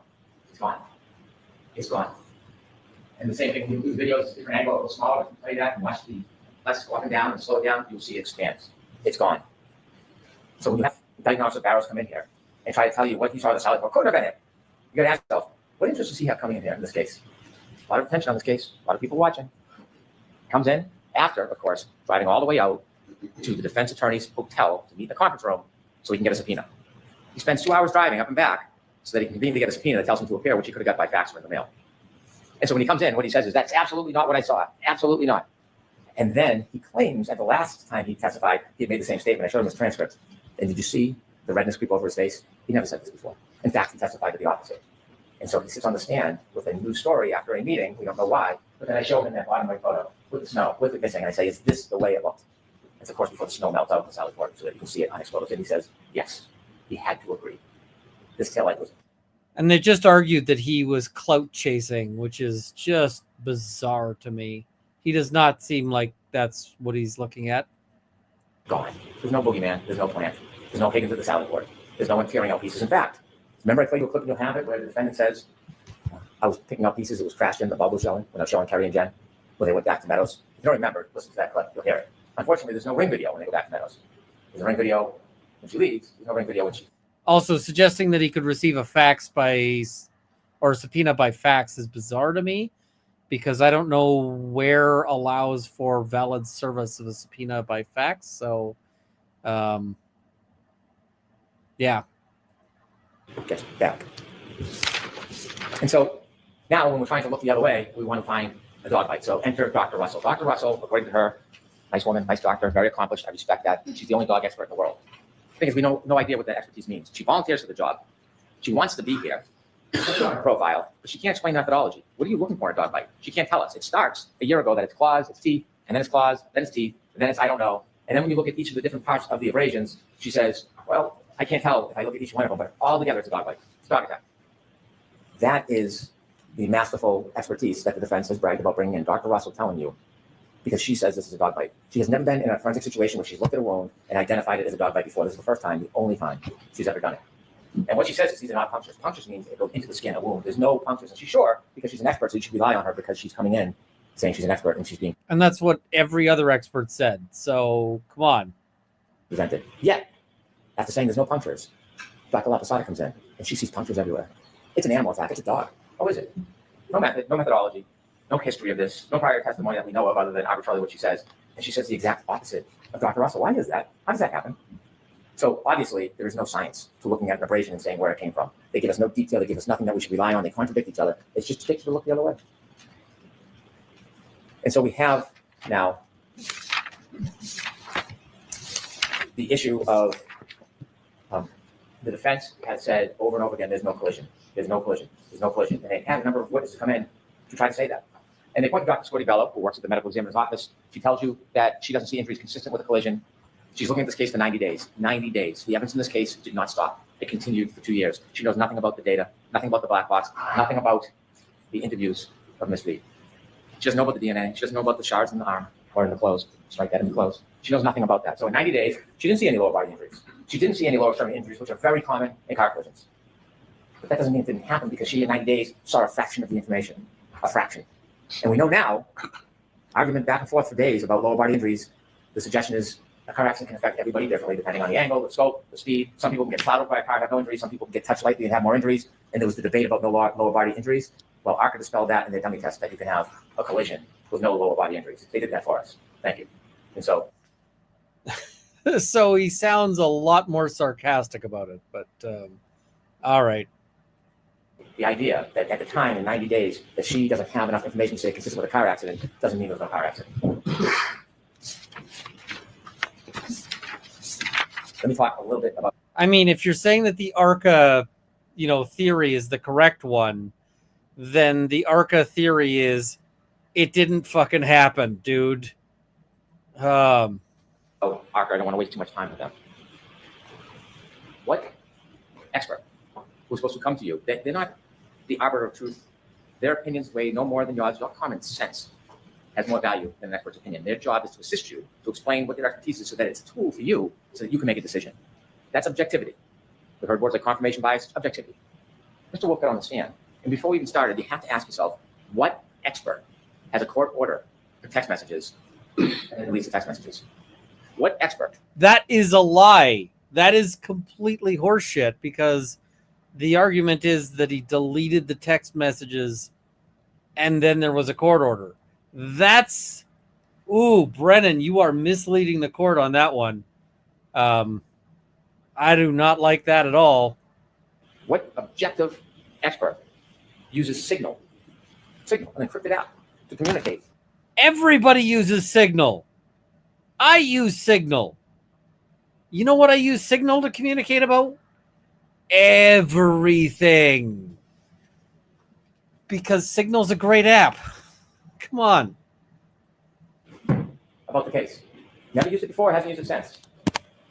And so when he did his tests, he used a lower weight arm.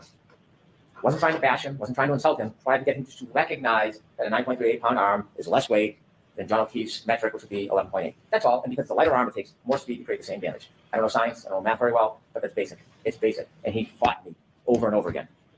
Did he seem objective that he was trying to help you? Because Dr. Retrial came in the next day and said, well, you have to adjust for that. That's all I asked him for an hour about adjusting, just like Judge Welcher adjusted.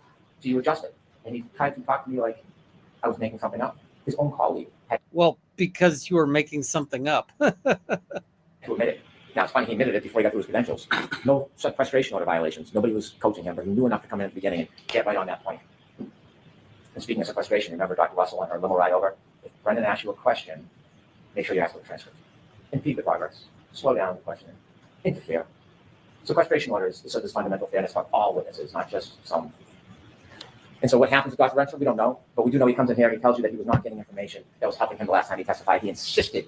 I asked him 5 times, was he getting information that would help him in his testimony? Not from the defense, from his former employer. He said, no, no, no. And at the end of the examination, he reads his transcript and it's yes, yes, yes. And he tells us that he's independent and objective. I asked him about a lunch, not a big deal, just ask him about it. And he says, I have a sandwich and I stand in the corner until I remind him that we got video footage from a documentarian and he's in one of the scenes. And then things change. So when you talk about objectivity, they can come in and say, Judge Welcher said this and that. I mean, okay. I do not think that says what you think it says, but okay.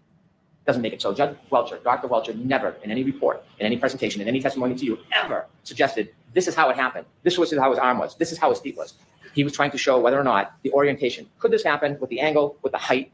That's all that test was. It was no more. But what they do is they reposture it, repackage it, and say it means this when it doesn't, and we're going to show you why it's not that, therefore we win. That's all that is. It's semantics. Judge Welcher, Dr. Welcher, never suggested that. And his work on texturing data, unassailable. And so what we have, inevitably, is we have a timeline that never moves, data that never changes, physical evidence that can't be put in that spot without a collision. We have, inevitably, proof, without any doubt, that on January 29, 2022, Ms. Reed was with Mr. O'Keefe, and she got drunk. She drank. She was 2 to 3 times over the legal limit. And they went to a party, an after party, and they were fighting. There was a relationship in decline, and he got out of the car, and he had a brief window of life left. But when he got out, and she drove away, she couldn't let it go. And now he's back to sort of looping this She hit in. him. She left him to die. It's that simple. We don't know exactly how this collision happened, but we have a good idea from the physical evidence, and we know that it happened. Can someone have a collision without lower body injuries? Can I slide 19, please? You bet they can. We don't know if this is the body position. We don't know if this is the exact speed, but what it tells us, this is viable. Look at the refill. Look at his turn. It tells us this is viable. They're literally arguing the possibility of this, not the likeliness, not the proof beyond a reasonable doubt. He literally says this is viable. Are you fucking kidding me?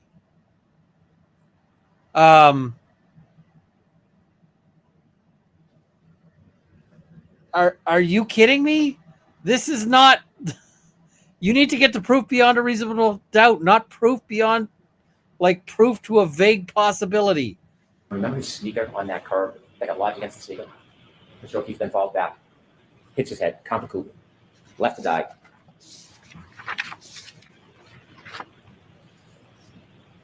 Thank you. Ladies and gentlemen, there is no doubt what happened that night. There is no doubt who did it.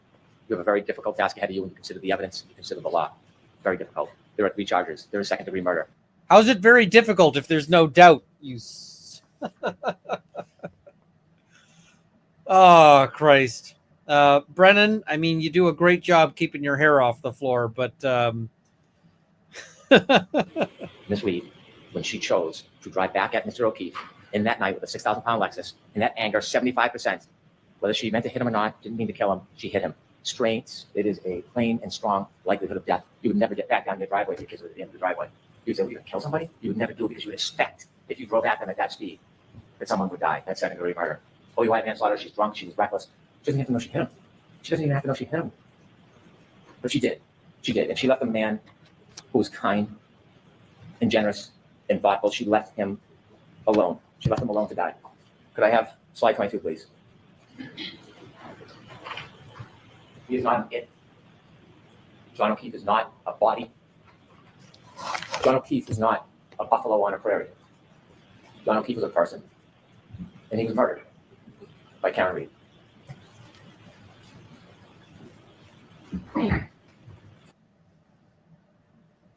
Of all the things to call back to at the end of his close, of all, like, you know, he could have called back to I hit him. He could have called back to any of those things. What does he call back to is buffalo on a prairie.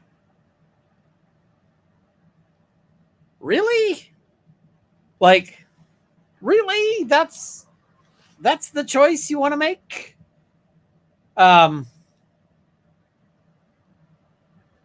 Okay. All right. So, I mean, I think Hank's close is good for the specific purpose of trying to rally and rile up people who are already pro-conviction and to ensure that they don't change their vote. I think that that's what he's trying to do. I think that's what he's trying to do, is trying to lock that in. But I think if you are on the fence, if you're unclear, like if you're unsure here, then you're probably not thrilled with this close. That's kind of my read on it, and I think it's largely backed up by sort of how Twitter is handling this one. So yeah, let's cover super chats and some questions and so forth, because I am just Sinbad, thank you. Well, thank you for being a member. Edward Kirkpatrick, watch David Yanetti's face throughout this. Oh, he makes some faces. KC, how can they convict on an OUI after the fact? She was never charged initially. This is because it's a lesser and included offense. So because she's charged with, you know, the operating impaired manslaughter, she can be convicted of something that has all of the elements but fewer elements. So the OUI. Technogeneric, Hank Brennan couldn't indict a ham sandwich. He tried. Ooh, I still have more ham. Stacy Labruno, once again, my bingo card for the day did not include a critical phrase, buffalo on a prairie. Yeah. Cad Monkey FPV, I missed Hank's close due to a meeting, so this is scary to say, but I'm looking forward to listening to this. No, you aren't. Lola the Good Dog, what, if any, effect will a convicted OUI charge have on the civil case with the O'Keefes? Very little, I think. If that's all she gets. Not Eminem's mom, D. Mathers. Canton is not Camelot. It's drinks a lot. Fair. Amy's positive pathways. So Stanky Hanky sharded. Ooh. Chicken Shite. Does the jury know there was a rebuttal coming? No, they wouldn't. They would not know that. Catherine S. Is it ethical for a prosecutor to try for a hung jury? Not particularly, but can you explain why or why not? I mean, they should just argue their case. That's the thing. I don't know that it's actually been covered, but Githralkin, curious to know why Hank Brennan is no longer DA in Essex and Suffolk. I don't know. Don't know. NY Mom, can we count how many times he burden shifts? Yes, 1, and it's 90 minutes long. Grayspace, fun fact, I did my own research on phone temp data, and the main thing that affects it is actively using the phone. So the 82 versus 77 thing is dumb. Grayspace is doing better science than the experts in the case. Christopher Driscoll, he just annoyed what I do for a living. The accuracy of the thermometer has no bearing on the accuracy of other sensors. True. SK, lol, my whole job is data says whatever you want. You can massage data. Just G, thank you so much for the YouTube membership. Welcome aboard. Glamasuz, it is Apple Health data, not healthcare data. He keeps getting that wrong. Healthcare data is PHI, need drill to get through his thick skull. I don't think you're going to do it even with a drill. J Swiss Miss, who would ever refer to Brennan regarding the law guidelines? Not sure.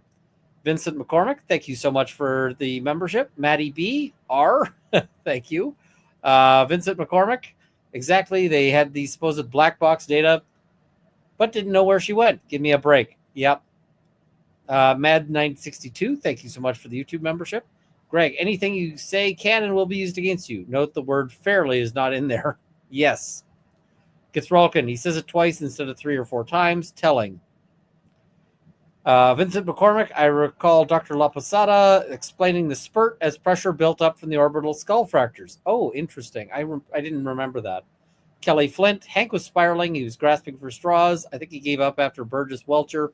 He looks defeated and his closing was all over the place. I think his closing was just intended to be an emotional appeal to somebody who's already on conviction side.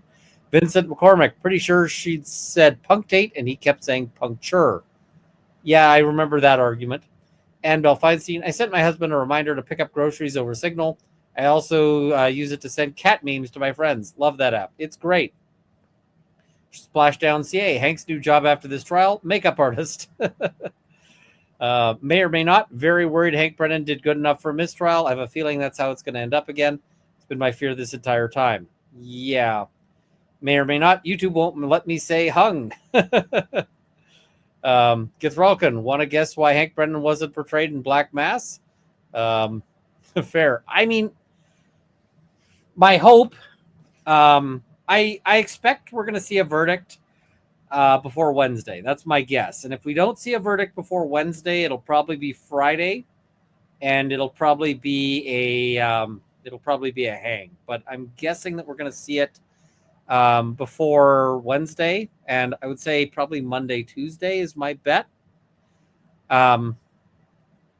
So what do I think is going to happen? I think the most likely outcome is either complete acquittal or conviction on the OUI. So, yeah, I don't know. We'll see. Githralkin says Signal is used to send images that are too big for SMS. Now, I can tell you what I'm not going to be doing. I'm not going to be doing Verdict Watch streams. I might pop in on some other streams for a little bit when I can, but I'm not going to be doing a Verdict Watch thing.